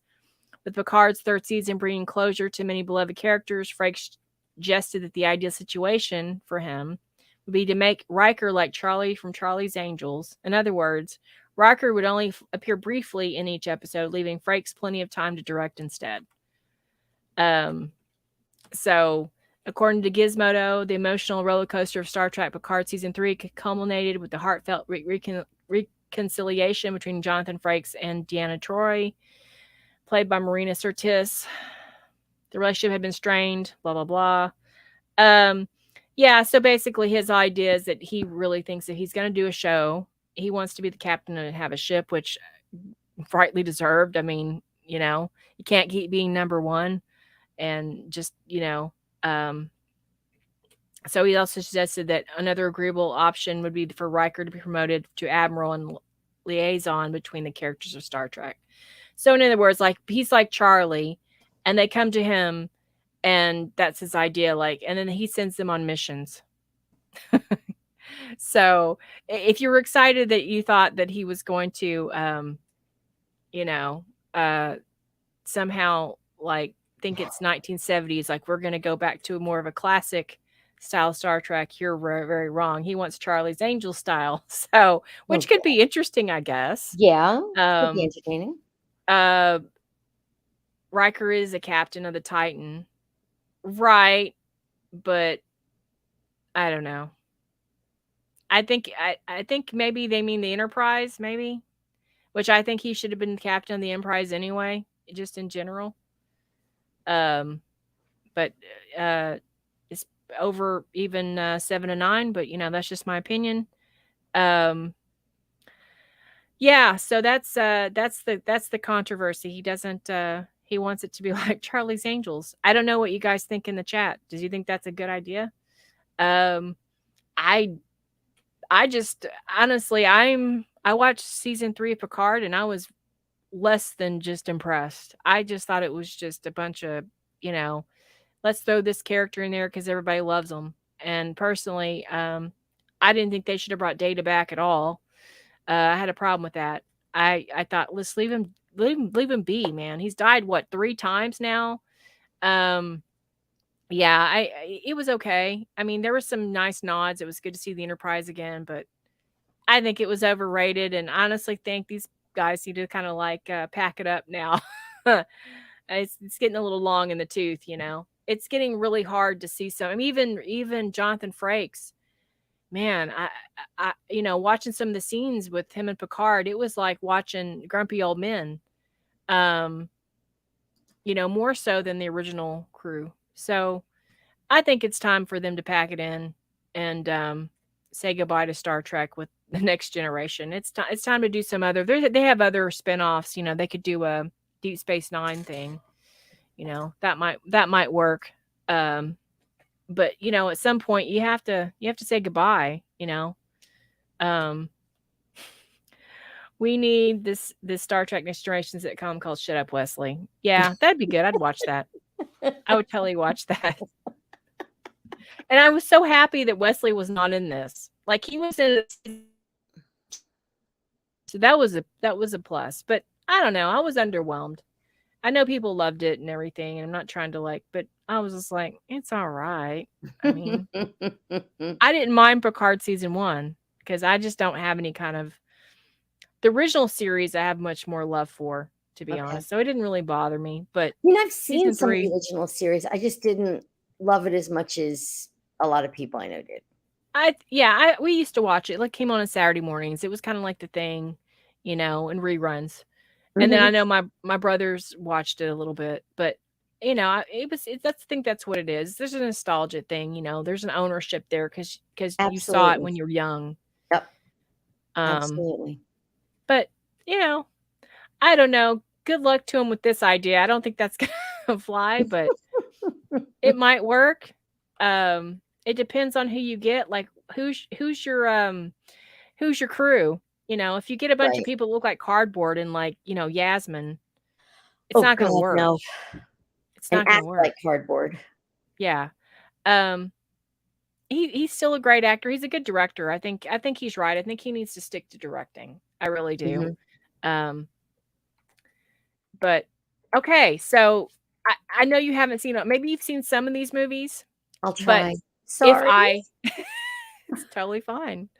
But even if I describe these planets, maybe you by the end of our discussion here, you can decide which to you would be the worst place to end up. Okay. Okay. Yeah. So the deadliest planets in sci-fi movies from Great Giant Freaking Robot. This first one. So this is the M6117 Pitch Black movie, which had Vin Diesel in it. I actually like this movie. I've never even heard of it. Yeah. It's basically human beings are afraid of the dark for a reason. On the planet MC117, that is not usually a problem. Sure, it's an arid wasteland, but its 3 suns make sure that daytime never ends. That works out since the planet is infested with horrifying underground creatures that are hypersensitive to light. But they stay out of the sun, so that's not such a deadly planet, right? Right. Unfortunately for the survivors of the crash-landed prison transport vessel M6117, it's also subject to solar eclipses. There's always something that allow monsters to roam the surface and kill anything on it. Oh So, my. yeah, it might be daytime a lot, but we've got solar eclipses for you. In Pitch Black, the only hope of survival is Riddick, a convict with modified eyes that are super sensitive to light, allowing him to see with precision during the darkness of the eclipse. With Riddick on your side, you might stand a chance, but that doesn't stop this place from being a deadly planet from the sci-fi movie Pantheon. So, yeah, that sounds Pretty horrible. awful. Yeah. It definitely sounds. Okay. Oh, Hoth sounds terrible. Yeah. Would not want to have to snuggle up in an animal's belly. Yeah. We don't really need to read this description. Yeah, We've it was all pretty seen gross. Yeah, it was. I always remember, ew, that's so gross. Like the last line, catch me on Naboo instead. Yeah. I'll be hanging out at the cantina. Yeah. Rather right, than Hoth. exactly. So I don't know. I don't know though, but if you have Han Solo. That's a good point. Han Solo riding to my rescue would definitely be an enticement. Okay. So this is a better place than already the Pitch Black world. Already. The M6117 world. Yeah. Anything with Han Solo in it, it's gotta be as long better. as Han Solo can rescue me. Yeah. Okay. I've never seen this movie. I just know it looks like it's got big cockroaches killing everybody. That's all I know about it. Have you seen this movie? I've heard of it, haven't seen it. Clendathal, Starship Troopers. Yeah, heard of it. Clendathal is the homeworld of a species of giant, vicious, and intelligent bugs. When has a cockroach been intelligent? Maybe in this movie. So yeah, it's a pretty deadly planet. The soldiers and Starship Troopers learn that lesson the hard way when human Wendy forces likes move it. out. Huh? Wendology likes it. Okay. Because it's awesome. Okay. When human forces ascend upon Clendathal, they get a taste of, I'm probably saying that, I'm butchering that, just how tough the arachnids are. The battle ends in defeat that decimates hundreds of thousands of human soldiers. Many of the Clendathal scenes in Starship Troopers were shot at Hell's Half Acre in Wyoming. The crew was, okay, well, that's just about the crew. We just care about the planet. It doesn't sound too great. It doesn't sound like the worst. I do think this is better than the Pitch Black world for whatever reason. I don't know. Well, if it's at least got light, you can try to escape from the creatures. Whereas if it's pitch black and you don't have night vision, where are you going to go? You don't have Vin Diesel. Good point. That too. Yeah. Likes the book. It's good. Colin, I've never seen Starship Troopers. Neither apparently has. Yeah, I mean, it seemed very hokey to me, and I'm kind of like, I don't know. Maybe if it's a good laugh, or kind of like if she's saying it's like pulpy sci-fi fun, it's probably not meant to be taken seriously. Well, that's good. It's not a Christopher Nolan movie, obviously. All right, Prometheus, and this to me, I've seen this movie. It's very slow. But some of the scenes are very effective in it. Effective enough to where I don't want to go here. LV-223 is the Alien World from the Aliens trilogy. Prometheus is a prequel to Alien that explores the origins of the xenomorphs. Oh, I didn't know it was a their prequel biological. to Alien. What's that? I didn't know it was a prequel to Alien. Yeah. The xenomorphs and their biological predecessors is not pretty. For starters, LV-223 has so much carbon dioxide in the air that a human being would be dead after 2 minutes of breathing without protective gear. Oh, dear. But let's be honest. The air is the last thing to worry about on LV-223. The real problems are the weird creatures and mutagenic ooze. A snake-like alien, eerily reminiscent of the face hugger, kills 2 people. Black ooze infects others and results in a woman being impregnated with a horrifying alien squid. Ew. I think this sounds pretty awful. Yeah, I think this beats Hoth, and I think it beats the Star. I think it has beaten everything so far. I think you're right. Yeah, that's pretty awful to me, but I don't know. I don't remember what else is behind this. Ugh, nasty. Really? See, this is what on this list I didn't understand. This looks like a beautiful world. I've never seen the movie. Have you seen? I haven't seen Avatar either. It never appealed to me. It's not my thing, but when I saw this on the list, I'm like, really? Pandora? It looks like a beautiful world of just beauty. I don't understand why this is such an evil place. So if you look past the carnivorous creatures, territorial natives, and colonizer-instigated war, Pandora from Avatar looks like a fantasy land. Keeping all those things in view, Pandora looks more like an extremely deadly planet. That does not stop Jake Sully from falling in love with it. This human takes on the form of the native Na'vi in a bioengineered avatar, and in doing so integrates into their culture and finds a new home. It doesn't sound that bad. No, it doesn't. It really doesn't. I mean, yeah, no. There's war. I mean, I would bet it's live here than the Prometheus world. Yeah, I don't want to do that. No. Okay, so obviously this is not a good picture. But again, I mean, I don't want to live on a planet that looks like that has like a big butthole either. I mean, that doesn't look good. But no. Arrakis Dune, I've actually could not sit through the original Dune or I didn't watch the sequel either. But Arrakis is a beautiful planet to look at. Its shimmering sands, breathtaking sunsets, and rich culture give this far-off world an attractive veneer. But beneath the beauty of its dunes, Arrakis is a mighty deadly planet. In the world of Dune, the desert heat of Arrakis punishes all those who braves its sands. Speaking of sand, Arrakis dunes also contains a spice, a valuable substance used to fill interplanetary space travel. That also happens to be a hallucinogen. I can't talk. Hallucinogens. I can't say that word. It's not an easy one. See, it sounds like I'm on hallucinogen. Yeah, hallucinogen. It's like judicial. I can't say it. The value of this one doesn't look like I would really get into it, but it sounds stupid more than dangerous. Well, I don't know. It's got drugs. I mean, it might be better than most of these places. The value of a spice attracts lots of visitors to Arrakis that are not there to make friends. Consequently, the natives of Arrakis are not big on visitors. Not to mention the giant underground sandworms waiting to engulf weary desert travelers. Well, oh dear God! And you're on drugs while this is happening. Yeah. This is not good either. No. Mustafar. I didn't realize that's what that was called. It's like, it reminds me of the Lion King. I wonder if that's what he was like, Mustafar. I didn't know it was called that. It's interesting. I've only seen the second trilogy once each. Yeah, me too. Enough. I'm not really into that. That was enough.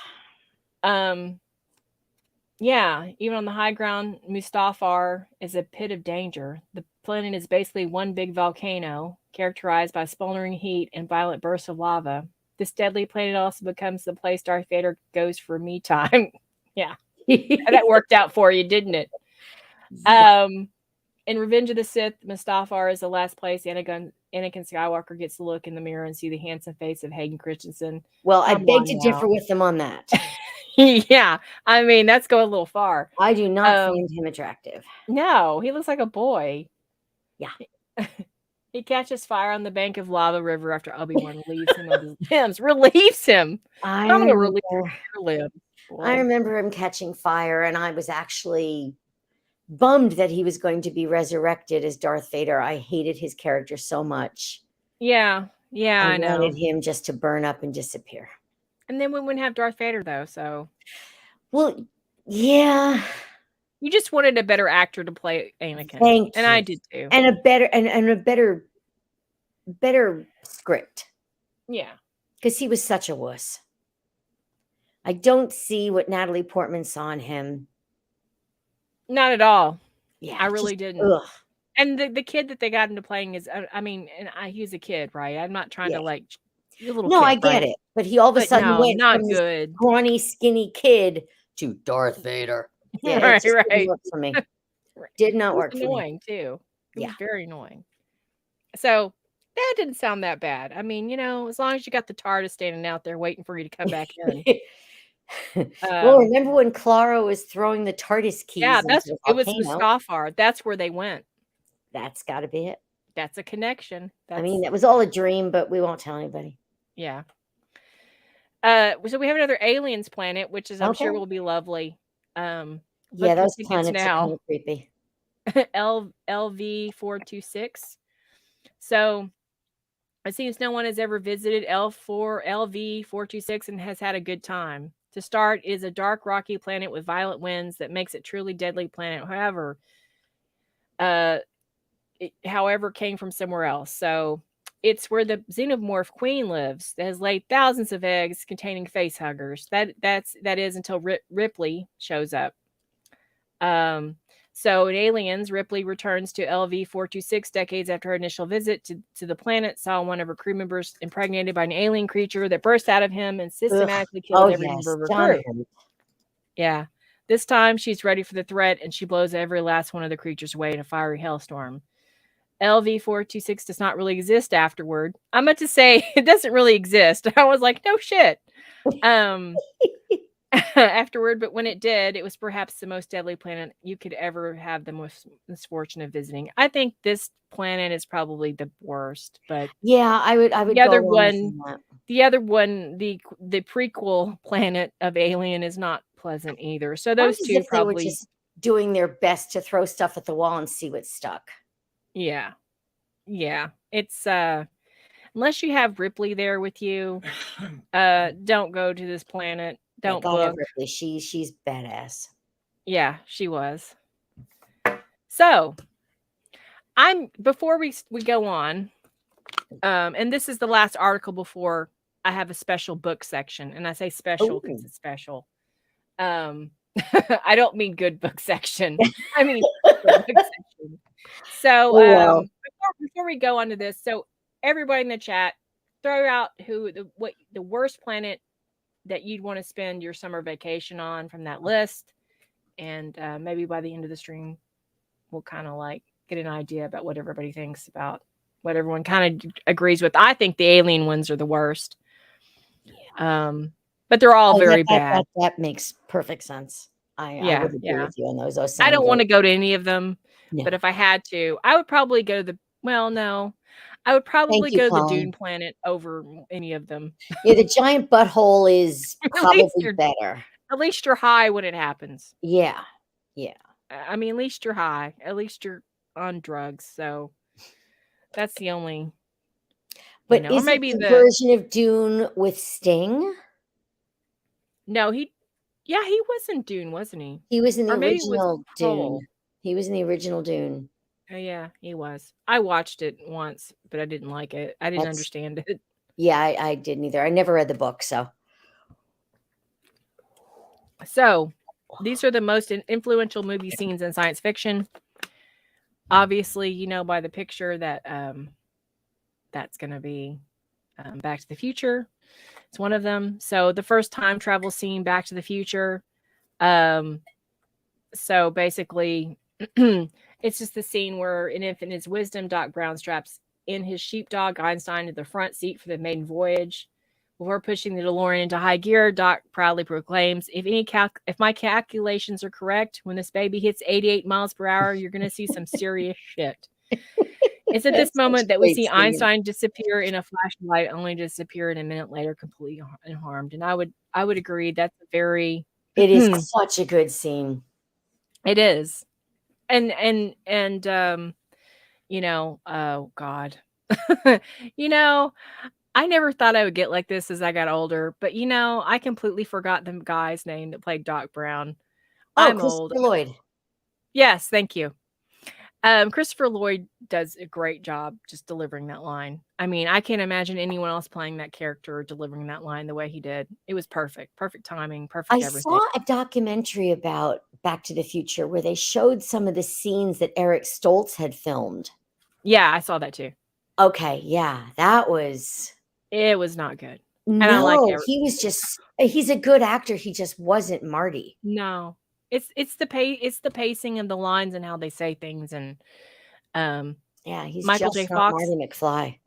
Yeah, Michael J. Fox at the time had that, and he had that rhythm instead of Christopher Lloyd. So that's why this is perfect. It was perfect casting. Yeah, no, they were great together. Yeah. I can't think of anybody in this show that was cast I didn't like. Yeah. You know, yeah, no, great movie. Really, really fun movie. Good cast. Good dialogue. Told the story without extras. Yeah. And there were a lot of, and those of us who were, either young adults or adults in the 80s we might not have been around during Chuck Berry, but we knew who he was. You ask your average 15-year-old now, what's a Chuck Berry? Sort of like me with what's a Kardashian. Mm-hmm. But just at the very end, towards the end where he goes, it's Marvin Berry. I started laughing because I knew it's the Chuck Berry. Right. And I knew I had older parents, so I grew up in a very much where I knew a lot of these people, who these people. I knew Jane Wyman was. And so I got a lot of those jokes, So that's right. Who's the first lady, Jane Wyman? Getting that. Yeah. When other kids weren't getting that, I'm like, why are you getting that? That's Yeah. But yeah, it was just a great movie, and I can't even tell you how many times I saw it in the movie theater, and then we bought the VHS, which weren't cheap back then. And I watched it like over and over again. So yeah, it's a great movie. I actually remember a guy I was dating at the time. He didn't like it. Oh my God. And at the time, 40 years ago, it should have hit me. He's not somebody you want to stay with because he didn't like Back to the Future, which is going to be a classic. But we didn't know at the time it was going to become a classic, but I did know he had bad taste in movies. Yeah, and that's the thing. Like, I mean, something like that. Like, I get it. Like, you're going to disagree with the person you care about. I mean, me and Jason don't see eye to eye on every movie, every band, every anything. We do more than most people, right? But there's going to be those off ones. Like, okay, all right, fine, I'll give you that. But he loves Back to the Future. I mean, I love Back to the Future. Who doesn't like Back to the Future? My ex-boyfriend from 40 years ago. Okay. Well, he may have a point if it was called this. I may not have saw it. The original title was Spaceman from Pluto. So I'm sorry. Yeah, that would not have been as good a movie. They also could have called it My Mom Is in Love with Me. Because now that's a Neil Heiderman classic. Yeah. I mean, the talk about Back to the Future, they wouldn't have been able to say, because I mean, they actually used the title in the movie, Back to the Future. You wouldn't have been able to say Spaceman from Pluto. It wouldn't have carried the same. No, punch. It wouldn't have. And you couldn't have done that with that font. It wouldn't have looked right. Yeah, it would not have been. It would have been like, it would have been one of those shows, like it's a really good movie, but the title sucks. Yeah. Well, this was the right movie, the right time, the right cast. I'm glad they recast it to be Michael J. Fox rather than Eric Stoltz. And it had a really great soundtrack. Oh, it really did. Huey Lewis in the News, fantastic. Yeah. I mean, it really did. Just from the scenes with these on the skateboard with Power of Love playing. I mean, come on. 80s I love this movie. Better than what we've got now. Love it, love it, love it. And I wasn't thrilled that they called it Back to the Future 2, Back to the Future 3, because Indiana Jones didn't need to call itself Indiana Jones 2, Indiana Jones 3. Star Wars, Right. same thing. They were creative enough to come up with titles. Yeah, and it was kind of like, one of those like a pulp, like almost like a novel, like like those cliffhanger, novels or those detective magazines or the adventure things, back in the day. Right. So they were trying to do something really cool with that. And it's like Back to Future 2, Part 2, Part 3. It's like, it really doesn't tell you anything about it. It's just this Part 1 and Part 2 and 3. But I didn't hate the other movies. I just think back the original movie was just the original movie is far and away the best in my not so humble opinion. 2 and 3, I thought enjoyable. Yeah, I thought 2 actually looked kind of cheesy. Yeah. The makeup was very cheesy, I thought. And him playing his daughter and his playing his own son, weird. Yeah. And then 3, I thought it was hilarious that they had what's their name? The group. Oh God. Those singers with the beards. Oh, ZZ Top. Thank you. That ZZ Top was in it. That just I loved. Yeah, that was loved awesome. having a ZZ Top. Yeah. And then they flip their banjos and whatever around. Yep. Yeah. And and listening to the song in the modern version, it's just so different. And they were playing, yeah. What's the name of that song? Not Well Dressed Man. I can't remember the name of the song. Well Dressed Man's my favorite ZZ Top song, but I can't remember the name of the song that we're playing. Retro Doc. Yes, thank you. Yes, ZZ Top. The old lady couldn't remember it. I cannot remember the song they were playing. Yeah, I just loved seeing them on the screen. Saying, I know that song. Yeah. There, you know what? Growing up in Houston and when I was younger, like sometimes if you were just driving around, you would see the car. Like they would drive the car around. Really? Yeah, one of them lived here. So the ZZ Top is just I went to a Houston Press Awards, which is like a local paper. It's a liberal publication, but they have like lots of liberal arts and stuff. And they actually, I went to a show to see another artist, but they were up for a award for like a lifetime achievement, and they came out on the stage. It was really cool. Double Back. I just looked it up. What's that? Double Back is the name of the song. Oh yeah. Okay. Took me. I haven't listened to that song in a long time, but yeah, Sorry, it's Arthur, Colin. We're not calling it ZZ Top. Sorry. No, it's ZZ Top. I don't know why the US started using Z instead of Z, because I know Canada uses Z and the other English-speaking countries use it, but I don't know why we changed. But it doesn't have the same ring to it as ZZ Top does. Just no. saying. No. I love ZZ Top. I do too.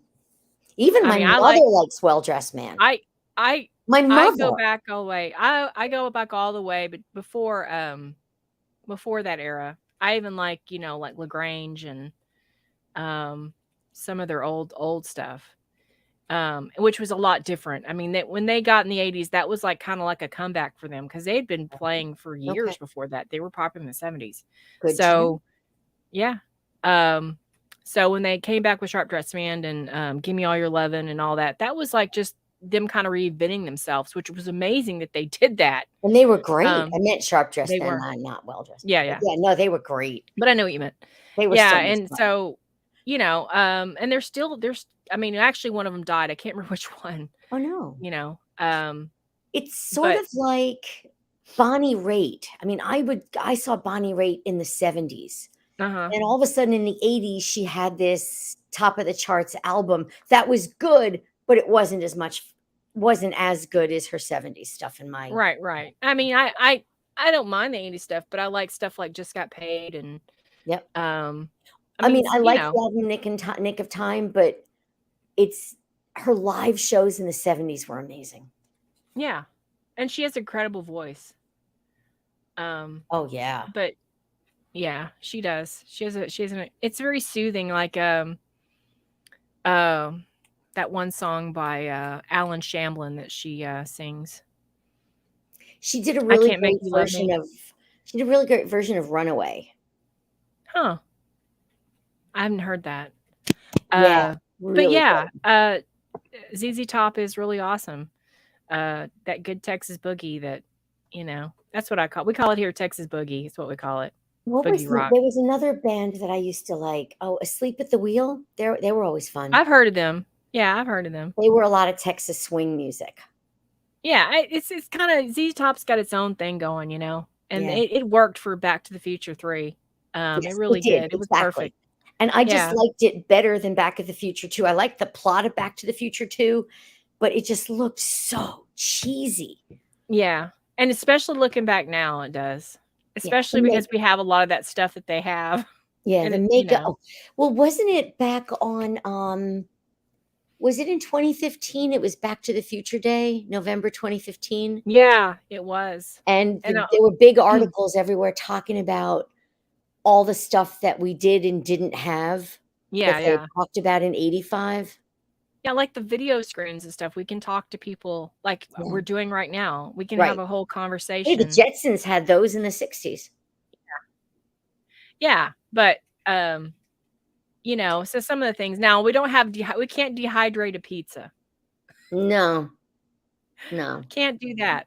I don't know if I'd want to eat a dehydrated pizza, but Pizza's too enjoyable to dehydrate. right. One of the So the finest. next one on this list is blue pill or red pill. I don't know if you've ever seen The Matrix. I or know any of the Matrix. story, haven't seen the movie. Right. For I me, missed this it was the somehow. best one. Don't watch after this. It's okay. But this scene is obviously a big meme. I mean, you've seen the memes. Yeah, that's what I'm saying. I know the meme. Yeah. Yeah. In the 1990 I've seen film, Neo clips was of it. presented with two choices in regard to the simulation. He was living in a blue pill and a red pill presented to him by Morpheus. The former would allow him to continue living in the illusion that he was familiar with, and the latter would allow him to stay in Wonderland and see how deep the rabbit hole goes. I would have stayed in Wonderland. I'll be honest. I wish I could take a pill to make me forget how horrible everything is right now. Yeah. But alas, Yeah. we don't. So we have to see how deep the rabbit hole goes. We have to deal with reality. But it's a good scene. I wouldn't say it's the best site. This is supposed to be. This is not my personal list. This is just what. Right. I liked Jurassic Park. Yeah. Read the book. Loved the book. I read. It's always better. Then after the success of the first movie, they changed the second movie, and so that it was totally different from the book. Oh yeah. Because in the book, several people die, and in the movie, they don't. It's been a long time since I read the book. I was really into Michael Crichton books when I was in the 90s. Yeah, I read a bunch of them. Did you like The Sphere? I did. I don't remember a whole lot about it, but I remember reading it. I read that. Yeah, I loved what was The the other Sphere. one he had? Yeah, but I do remember reading The Sphere. Yeah. The movie had Dustin Hoffman in it, and I didn't bother to go see it because Yeah, I've seen it, just but I didn't don't sound to be as good as the I book. don't remember much about it, so that probably Yeah. tells you something. Yeah, Michael Crichton, he wrote some good stuff. He wrote The Great Train Robbery, which is just a shock. Yeah, he was very diverse. I have Yeah, to he say was. he's very He diverse. was. And did he write Coma? I believe so. God, what was the name? He wrote one book that got me hooked on him. What was the name of his books? Crichton. I was so sad when he died. The Lost Book. Andromeda and Dragon Teeth Prey, Timeline, Sphere. There was another one he wrote that I'm trying to remember. State of Fear. That sounds familiar. Yeah, I remember. I don't remember it. I just remember loving it. Yeah, that's the bad thing, is some of these books you have to reread, Yeah. because it's like there's so much packed into a book that it's like it's impossible unless you've read it. Like I've read The Stand more than people need to read it. Yeah, I've read it. But even now, after all the years, I can't remember every aspect of the book versus the movie or whatever. But Richard Dawes says he wrote and directed great Train Robbery, Coma, Westworld, Looker, and Runaway. Yeah, Looker's a good film. Definitely as well. good films. But this scene is to me the most exciting scene in the movie, Jurassic Park. Personally, where you're finally getting to see the T-Rex, do its worst. Yeah, I loved it. I really I haven't seen the sequels except for I haven't either. Yeah, the immediate sequel, but I haven't seen any of the new ones with Chris Pratt. Yeah, it ended. And I like Chris Pratt. I just haven't seen them. Like I said, I actually saw this when it came out in the theater, and I was just impressed with the special effects, which I think some of it still holds up. I haven't seen it in several years, but yeah, I loved it. I absolutely loved it. Yeah, but this is I think we'd both agree this is a pretty good scene. It kind of stands up. I mean, I felt like the book was better, but I did think this scene was like harrowing and yeah. The scene, obviously this scene scared me. But the scene in the building where the Velociraptors? Where the Velociraptors are wandering around and the kids are desperately trying to hide. That really had me on the edge of my seat. So if you like this, and the movie actually didn't get like good rating, but it was actually a really good movie. It's that movie 65. Have you heard of it? No. It's very interesting because it's got the guy that played Kylo Ren in it. Adam Driver's in it. Oh yeah. Okay. And he plays a guy from another planet. Not Adric. I know, and I made a lot of Adric jokes when I was watching this movie with Jason. It's not Adric, but he crash landed. He crash landed on Earth 65 million years. And he's got technology, which just makes it interesting. And so, and he there's a little girl, because he's transporting this whole this group of people to their homeland. And of course they die, but the only one that survives is this little girl. And he has to get her to this other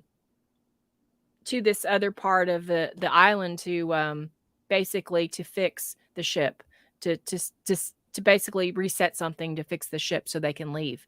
And the whole thing is him trying to obviously there's T-Rexes, there's Velociraptors, and it's a very good movie. I don't understand why it got a bad rating, to be honest. I was just a very good searching movie. for it, and CNN hated it, but that doesn't mean I'm going to, because I don't like CNN. Yeah, it's a very I like the premise because it's different. It's very watchable. Would I watch it again? No, but just for an enjoyable Saturday or Sunday afternoon, and you're just like, I don't know what to watch. It's a good one. It's got dinosaurs, and if you kind of like that kind of thing, but with a twist, And he's very good in it, so he's not whiny like he was in Star Wars. But yeah, I mean, it's kind of the same thing. You don't see many films like that, and the special effects are great. So yeah, definitely good. 2 thumbs up for me. 2 snaps up. All right, so what's our next one? I remember that one. Yeah, obviously the whole "I'll be back" thing. Yeah. Hey, everybody still uses that. So that's become part of the culture. Yeah. I always thought it was stupid, to be honest. But it's still become part of the culture. Right, it's been a part of I'll be back. Right. It was like, the whole thing was cool, though. I like the idea that the original Terminator was much more gritty than Terminator 2, which I felt like was a little over the top and blockbuster-ish, which I felt like Linda Hamilton, as cool as she was and as badass she was, I kind of like the idea that she was this woman that didn't know what the hell was going on and was very relatable because she didn't know what the hell was going on and she was just fleeing for her life. But then she kind of gets smart, as the progression of the movie goes, rather than her be just like in Terminator 2 when she's like in this insane asylum. And I know that's a part of her story, but yeah, I know. I always preferred the whole. I like the original better. Yeah. I know some people say the sequel's better, but I prefer the original. Yeah. But this is an iconic I'll be back, Have to say it in the Austrian accent, though. Yeah, I can't do that. I'll be back. I sound stupid, so no, it's not good. Sounds like I mean, everybody still weird... says it, though. I mean, I'll be back has become just part of the bigger picture culture. Yeah, it's a part of, just, Thank you, Retro 80s Talk. I am lore. in full agreement with you. So, yes, I agree that the original Terminator remains the best one. No question. I remember the atmosphere and the cinema was amazing with my niece and nephew. Everyone was so excited. I did. I thought it was so cool because it's like, you really, it's kind of like, it feels like this movie just kind of, the action just starts, Mhm. and you're just kind of like, at first you're just like, oh boy, this isn't good, and then the Michael Biehn character, you really don't know the whole backstory yet. It's just kind of like, here's these two, he's fighting this robot, but you don't get the whole picture until the end. I just think it's a great movie. I just haven't seen this movie in a long time. In the second movie, I kind of liked the way that the robot was formed out of the silvery. Oh yeah, that was cool. That was very cool. I did prefer. You did get Arnold, obviously. You get him on the other side, which is also a very interesting premise because in Terminator he's the bad guy, and in Terminator 2 he's the good guy. Right. Which I thought was a neat twist that Cameron put in. I'm not a huge Cameron fan. I think he's a little over the top, to say the least. But I didn't like Edward Furlong. But Robert Patrick did a fine job.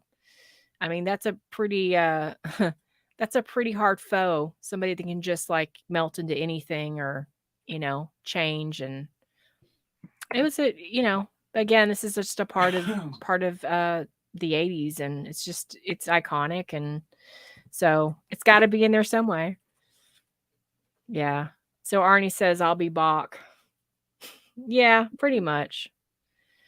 Those prosthetics are still good, I think. It's pretty good for the time. The end part wasn't very good for its time. But for its time, yeah. Plus, it ends with the great line about a storm coming. Stallone, Arnie, Norris, and a couple other action stars are making a film about a gang using classical composers' names. Stallone chooses Wagner. Stratum takes Hayden. I'm sure there's more to this. Stallone, Arnie, okay. Chuck takes Beethoven.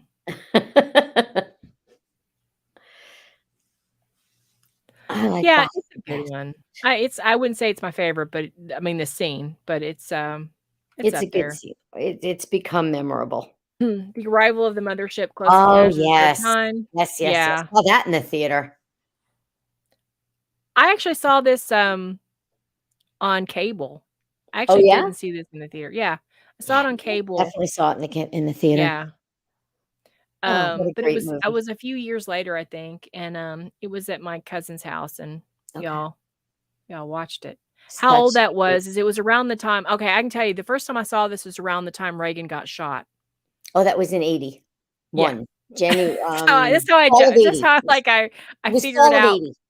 January. Yeah. Reagan was shot in The the only fall of reason 80. why I know this is my cousin who was a huge Reagan fan, was like we were watching the movie, and apparently she had recorded the movie from cable, and we were watching the movie, and at the end of the movie she had recorded the scene where Reagan is getting shot. That's how I remember that, because she was asleep and she heard shot. She's like, "It's happening again." And we all laughed, but yeah, that's how I remember that this was around that time. Yeah, 1980. Yeah. No. Yeah, it has to be. No, was it 1981? Maybe it was early 81 because he wasn't president until January of 81. So it has to have been some point in 81. Yeah. So it was about I know I 40 was a senior in college in 81. Anyway, But I saw this. I get off on weird subjects. I saw this. Loved it. Yeah. it's an iconic scene with the, the different lights and sounds and the music. Oh yeah. Communication and all that. I thought it was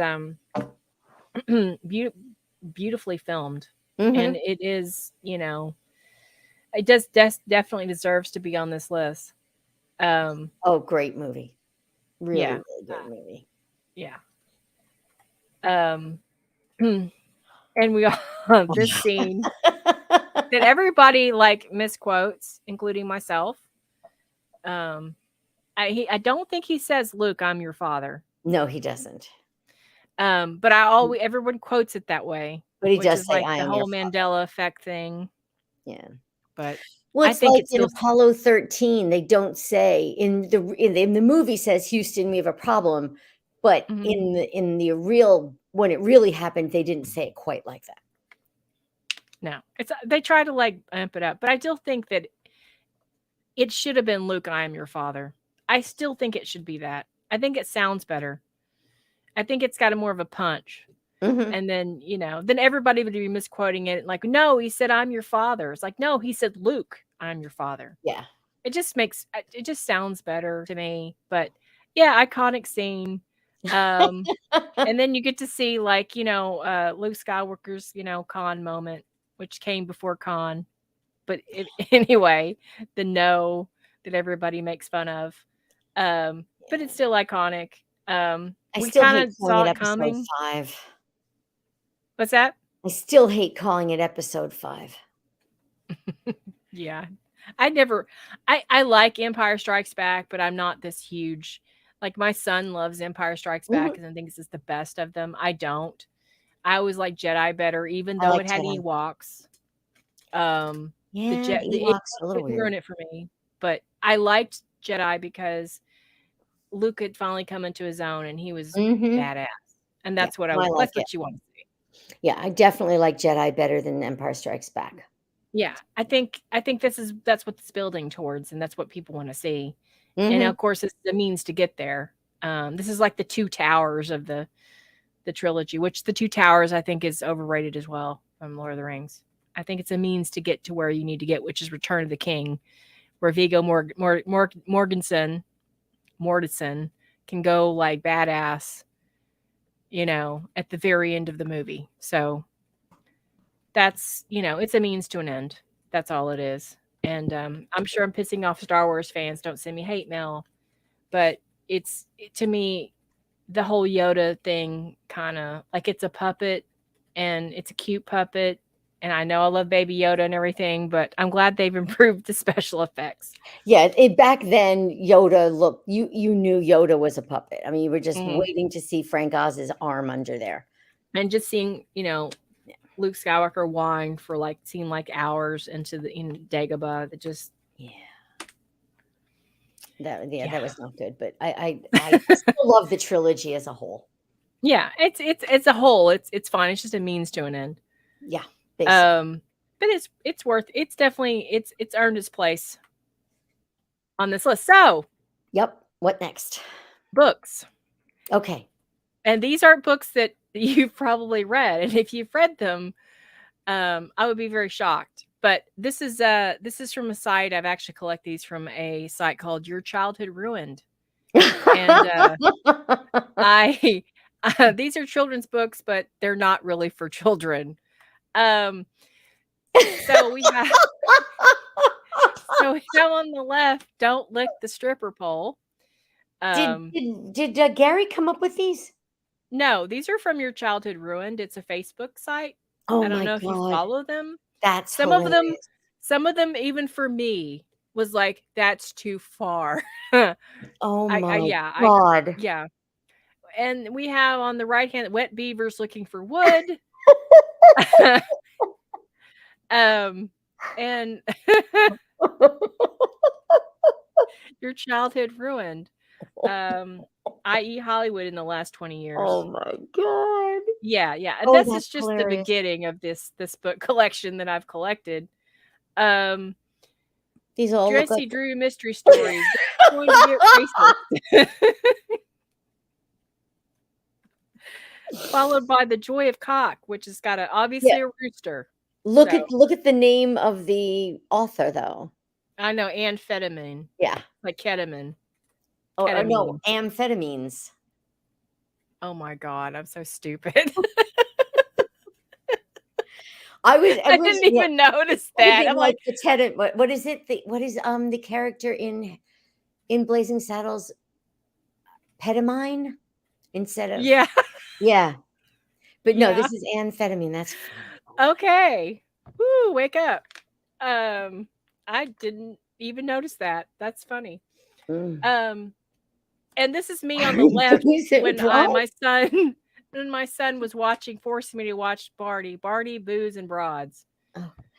The tragic story of a beloved celebrity's fall from grace. Gusty wins. That's okay. I got that. God.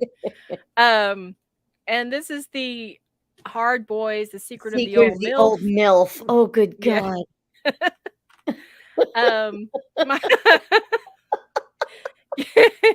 It's gonna be me.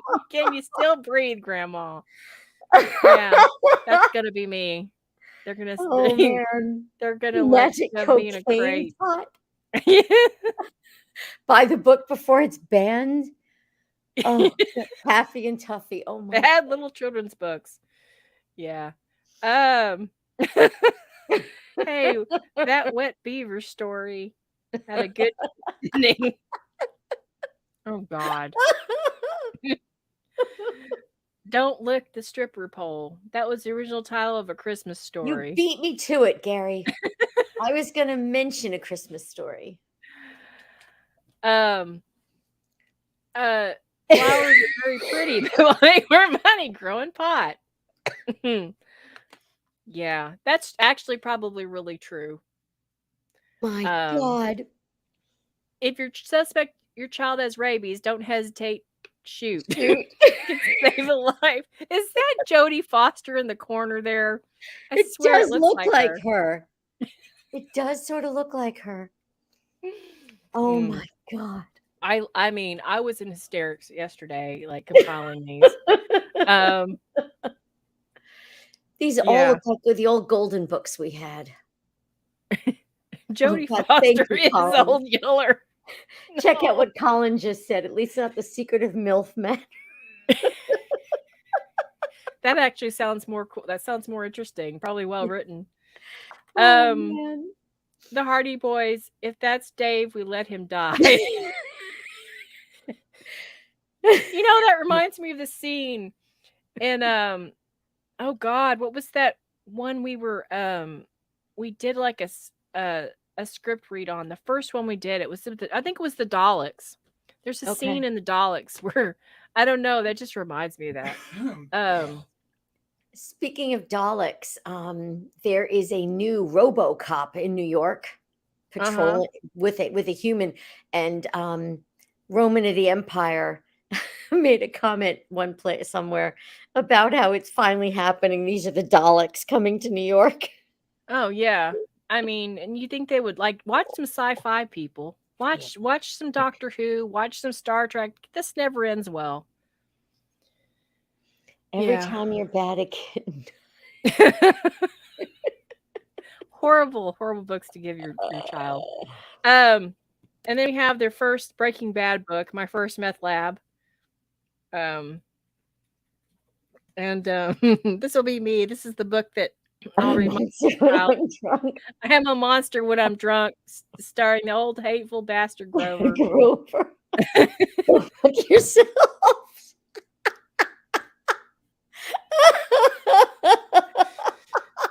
And these are the clean ones. There's some ones I'm like, I can't I'm sure. And this is how I feel when I go to work and deal with people on a daily basis. I'm not high enough for this relentless twattery. Oh my God. The mysterious along with our last fuck. I need that one. Yeah, that's how I feel by the end of the day. Yeah, I need that one. Yeah. And then this one, I probably laugh for a good 15 minutes.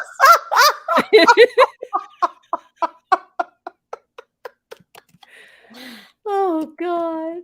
Along with Tommy Wants Your Soul. That little boy actually looks sort of like the kid in The Sixth Sense. He does. Yeah, it didn't end very well for him. If you've seen him No. recently, he didn't end up being as cute as we all thought he would be. No, he did not. Yeah. When Dolly says, I have a whole Pinterest board of these, they crack me up. Yeah, part of these I found on Pinterest, and part of them I actually went to the Facebook site, and they do have one. The Almond Golden Book version. Yeah. Oh my God. The Tell Me Once Your Soul book, it says, to be perfectly honest, you're already dead inside. Give your delicious soul to Tommy.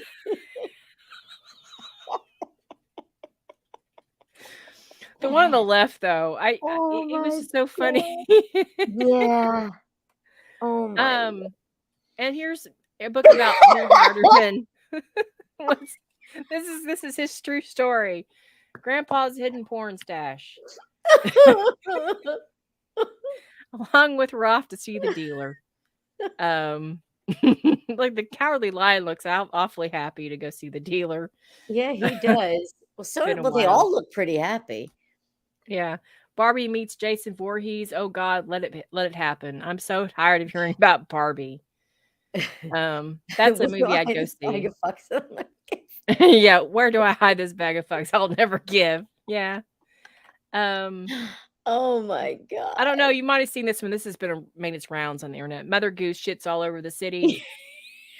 Maybe we could send her over to Washington D.C., you know? Yeah. Oh gosh, yeah. Send her there. Nancy ruined mysteries in case the overcomplicated bomb. Yeah. Oh, God. And Jason has said this to me many times. Why the fuck did you drink 12 White Claws? And as well as How to Make a Necklace with Your Bones of Your Enemies, a book that I should have written many, many years ago. It's a crafty type of thing. It's not voyeurism if you're solving mysteries. That's really true, isn't it? Oh God. Repressing murder's rage with sugar. And that is all. It's like that the murderous rage with sugar. That looks almost like Haley Mills. Yes. It is Haley Mills. Is that what it was? That's, I think, when she was Rebecca of Sunnybrook Farm. But that's Haley Mills. It looks like her, yeah. Yeah, she had a very distinctive look. Oh my God, that was brilliant. Yeah, every time that I do these, like when we don't have like a decade stream, I'm like, I gotta up myself every time. So now I gotta think of something better, worse than this. And that's hard. I don't even know. Wow. You know? This is gonna be hard to top. It is. The Almond Golden Book version. God. Oh yeah. Oh, that was funny. Thank you for sharing. We've had a full... some of them. I've seen similar books over the years, but I haven't seen the specific ones. And it's funny because you're a big reader, and I didn't plan that. And I'm like, oh, that's perfect. I do read. I don't read as much as I used to, unfortunately, because there's too many movies and TV shows to catch up on. Which I did. I listened to an audiobook in one day, and it was so fascinating. And I watched the Netflix. It's the book called My Friend Anna. Don't know it. By a woman that actually got conned by Anna Delvey. I don't know if you heard of Anna Delvey was. She was a Russian con artist that convinced people that she was a German heiress. Yes, I have heard of her. Oh, that book is fascinating. I've been doing a lot of audiobooks lately. Yeah. I'll read a couple that are deep, and then I'll read some fluff like, Lady Colin Campbell's book about Meghan and Harry. Yeah, I like autobiographies a lot, or nonfiction. It's really, believe it or not, it's very difficult for me now to sit through a fiction audiobook for whatever reason. Interesting. I don't know why. And the other one, because from my library, I took out Randy Travis's autobiography on ebook, on audio. Yeah, it was. I saw that. You what? I saw that he had one. Yeah. Yeah, it's real. It's really good, and he doesn't narrate himself because he's obviously not up to it given his health. But it was very good. The presenter could have been better, But the Mhm. book itself was good. And the other one was kind of the same con artist thing, but he's also a killer, is the one about Charles Sauvage Don't called know The him. Serpent, Okay. which was also a miniseries with Jenna Coleman. Oh, okay. I listened to that, and that was fascinating, but I think I like the one about Anna Delvey better. Okay. I will look that But one by up. the end of it, I was like, I can't stand this woman, and like she's out now, and she's like some kind of like they've made her into some kind of star. They're describing it as Sex in the City meets Bad Blood and Catch Me If You Can. Yeah, she's very smart. I'll give her that. She's very smart. She doesn't seem like she would be, but she is very smart. Oh, the And it took audiobook sounds I good. listened to it in like a day and a half. I was just like, I couldn't stop Wonder if the listening. I was library listening. Right. has it. Yeah. Wonder if the library has it. I've been listening to I listened to a couple of Big Finish stories that Mhm. you and Michelle had talked about. Warp Dead London. and Warp Speed or whatever it was called. I've listened to that one too, but I don't right now I don't remember what it was about. It was the takeoff on Top Gear. Okay, yeah. Dead Yeah. London, I liked until the end. I thought they rushed it too much at the end. Yeah, they tend to do that with Big Finish a lot, I think, sometimes. You know. Thank you, Peter Harrington, Max Warp. Yes. Yeah, I liked I it. vaguely remember I that thought one. it was entertaining. But I hadn't listened to any Big Finish in a while. So it was I good have to to be in the headspace, and when I am, I'll binge it like crazy, and then like I'll go Exactly. I listen to a years, and whole I'm bunch just at a time. And yeah. my library has a lot of them. I do think, and I've talked about this before, I think people would be more open to Big Finish and getting involved if they had a streaming service that you I pay know monthly. people have suggested that to Big Finish. That you could just pay a monthly fee and listen to whatever you want. But I don't know, Up to a point, I would think. does Yeah. your public library have Hoopla or Canopy? We have Canopy now, Okay. but we had Hoopla, which I Okay. liked because when I had Hoopla, I could get like Big Finish and stuff more. Yeah, that's what I was saying. Big Hoopla But is now not they a ton canceled of that, it. and now they have a thing called Libby, and I can't get it, and I can't. Libby, I They thought don't was have just ebooks. if they have audio too. Okay, I didn't know that because my library has Libby and Hoopla, but we do not have Canopy. Well, the last time, I used to have Hoopla for years, and then right before a few months ago, they said they got rid of it, and they said we're not using Hoopla anymore. It's Libby, so that's what we have to use, which is weird. I just think I don't know why we have to why can't we use Hoopla too? Right. But I don't Yeah, really well, I'm know saying much my about it. library's got both. What we don't have is Canopy. I have Canopy, and we found a couple things on there to watch, but there's a limit, obviously. Yeah, Michelle was saying the other day that she's allowed to listen to borrow 10 items. I'm only allowed to borrow 5. Maybe And it I depends on listened the to Max library. Warp and Dead Londons. That's 2 for September. Right. Bam. And if you And they're use it a short lot, stories. yeah, I think mine is for Libby, it's like 10. And I never ever get to that point because it's usually like I get into moods where I'll listen to music and I won't listen to or podcast, which I Yeah. listen to a lot of true crime podcasts generally. I was thinking about you the other day. I was watching something on TV about true crime. I saw a documentary on YouTube about how they think they may have determined who Jack the Ripper actually was. Oh yeah, I've seen many of those. A lot of people think. I'm sorry. No, go ahead. I was saying this one is actually very compelling. Mm-hmm. A guy who lived with his mother and was seen standing over the body, but it wasn't in it was in some police reports, but not in others, in some newspapers and not others. And they tracked where he lived, and he had to pass right by there to get to work. And Yeah, he worked in the middle of the night. Didn't he work in some sort of was that the one that worked in the slaughterhouse? Yes, that's the one. Okay. That's the I one mean, that to me has been the most compelling story as to who it might have been. Yeah, because when you work in a slaughterhouse, you have to have the same sort of precision a doctor would. To a Exactly. certain level. So that would make sense. I've heard from it's been a woman too, which I don't believe. I don't believe that either. That it's H.H. Holmes, which I also don't believe. I Yeah, think they also H.H. Holmes said was really inspired yeah, they also said it by was the Jack the Prince of Ripper. Wales. Huh? George V. They also said it was Prince of Wales, George V's older brother. I don't Yeah, buy that yeah. either.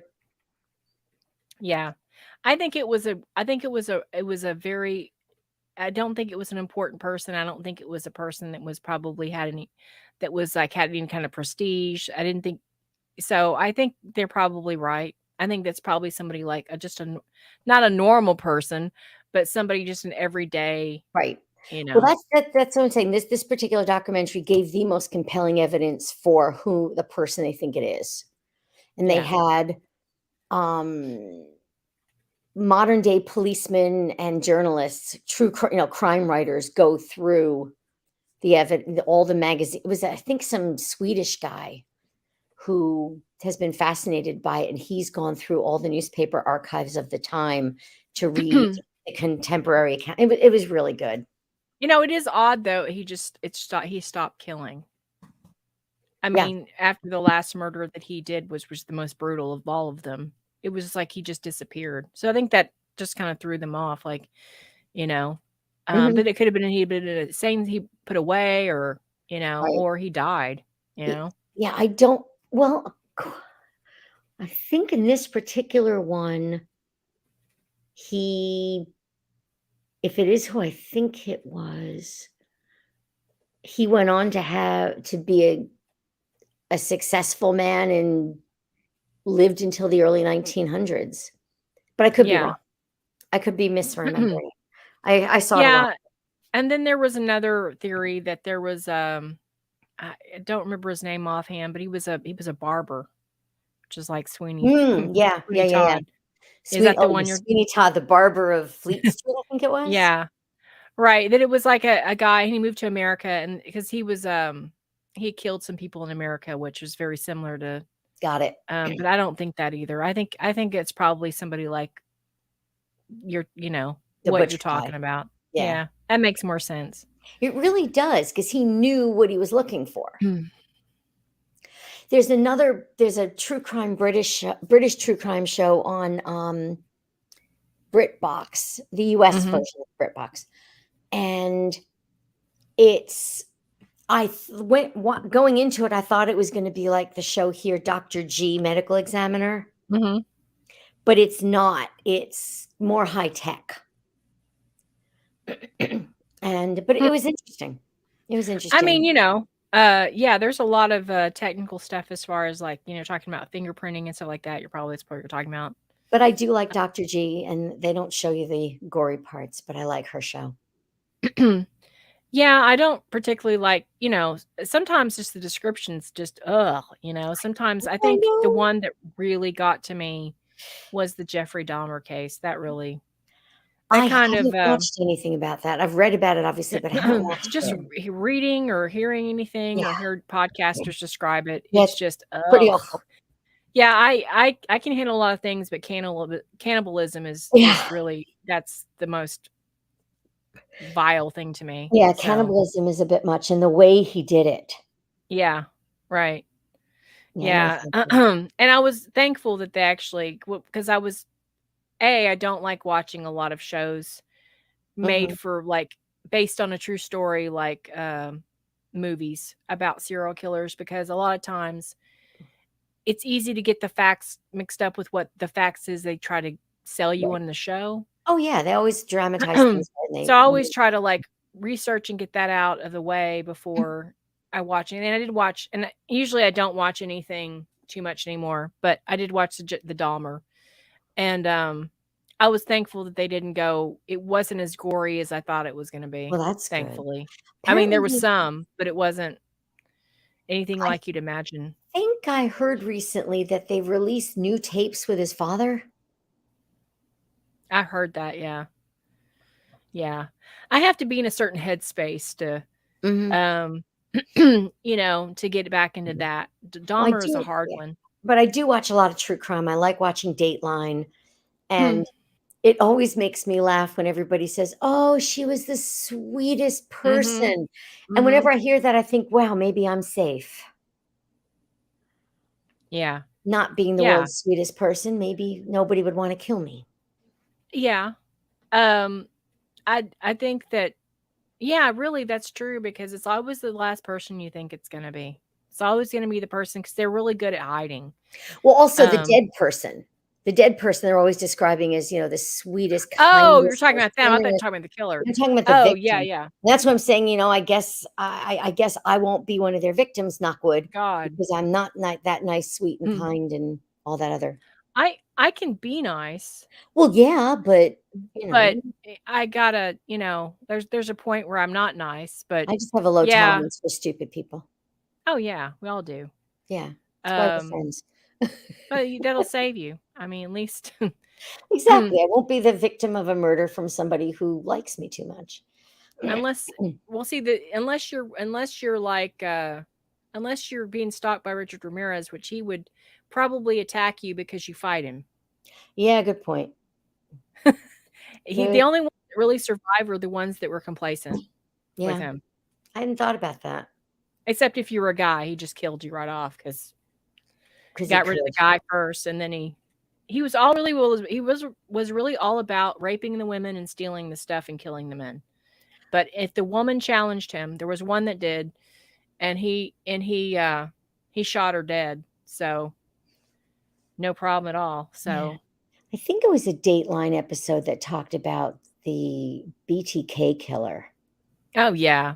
That was he was a guy that really wanted to be a famous serial killer. Yeah. Like his whole thing was he wanted to be the top, and he was, his heroes were Ted Bundy, and I'm not saying that's what you need to strive to be, but he was compared to a complete narcissist. He just wanted definitely. I love the scene in the scene in that episode when he sent a disc to the police, and the police, of course, did a deep dive search. Oh yeah, it would have been years. Meanwhile, he's like, "I didn't expect you to do that. I thought we had a respect of, had mutual respect here. I didn't think you would do that." Really? Like, yeah, they tracked him back to the church that he was a deacon at. Yeah. He was an idiot. Yeah. But the things he did was the narcissism is what gave him away. Because he couldn't handle that he wasn't the most popular thing. So it's crazy, man. It's a crazy world. And I think it's good for people to be aware of these stories because I honestly think that children, you got to be careful. You don't want to like scare them. But like when the girl turns 16, they need to know all about these creepy people so that they watch out and they take care, especially these days. Especially if you're a woman, especially. It can happen to guys, but especially if you're a woman. Well, it's like when I was looking for a place to live, I decided I need a garage. I need an attached garage. And unlike people that leave their expensive car outside and stash 50,000 years worth of garbage in the garage, I actually use the garage. Yeah. Yeah. I mean, it's a scary world. And I mean, even I I walk outside my door every day with confidence, but I am very aware of my surroundings, and that's really important. I leave very early, and I live in an apartment complex, so it's kind of like I don't care how well lit it is. I don't care. I'm very aware of I've got pepper spray too, so I do I'm too. not playing. Yeah, I'm not playing. So you never know. You never know. This has been fun. I'm so happy you came on. I've got a doctor's appointment I got to head to here in a second. I'm meeting friends for dinner, and I've got stuff I gotta take care of. But this has been great. I'm so happy you came on. It's been a lot of fun, and it's been great. The chat's been great. Everybody's been awesome today. So I'm gonna head. So don't forget to like, share, and subscribe. Wow, 2.5 hours. Yeah. We did pretty good. Not long as the Yeah. last one. The last one was like 4 hours. Oh, I remember that one. Yeah. I remember that But one. yeah, everybody take care and have a good weekend. Bye, everybody. Bye-bye.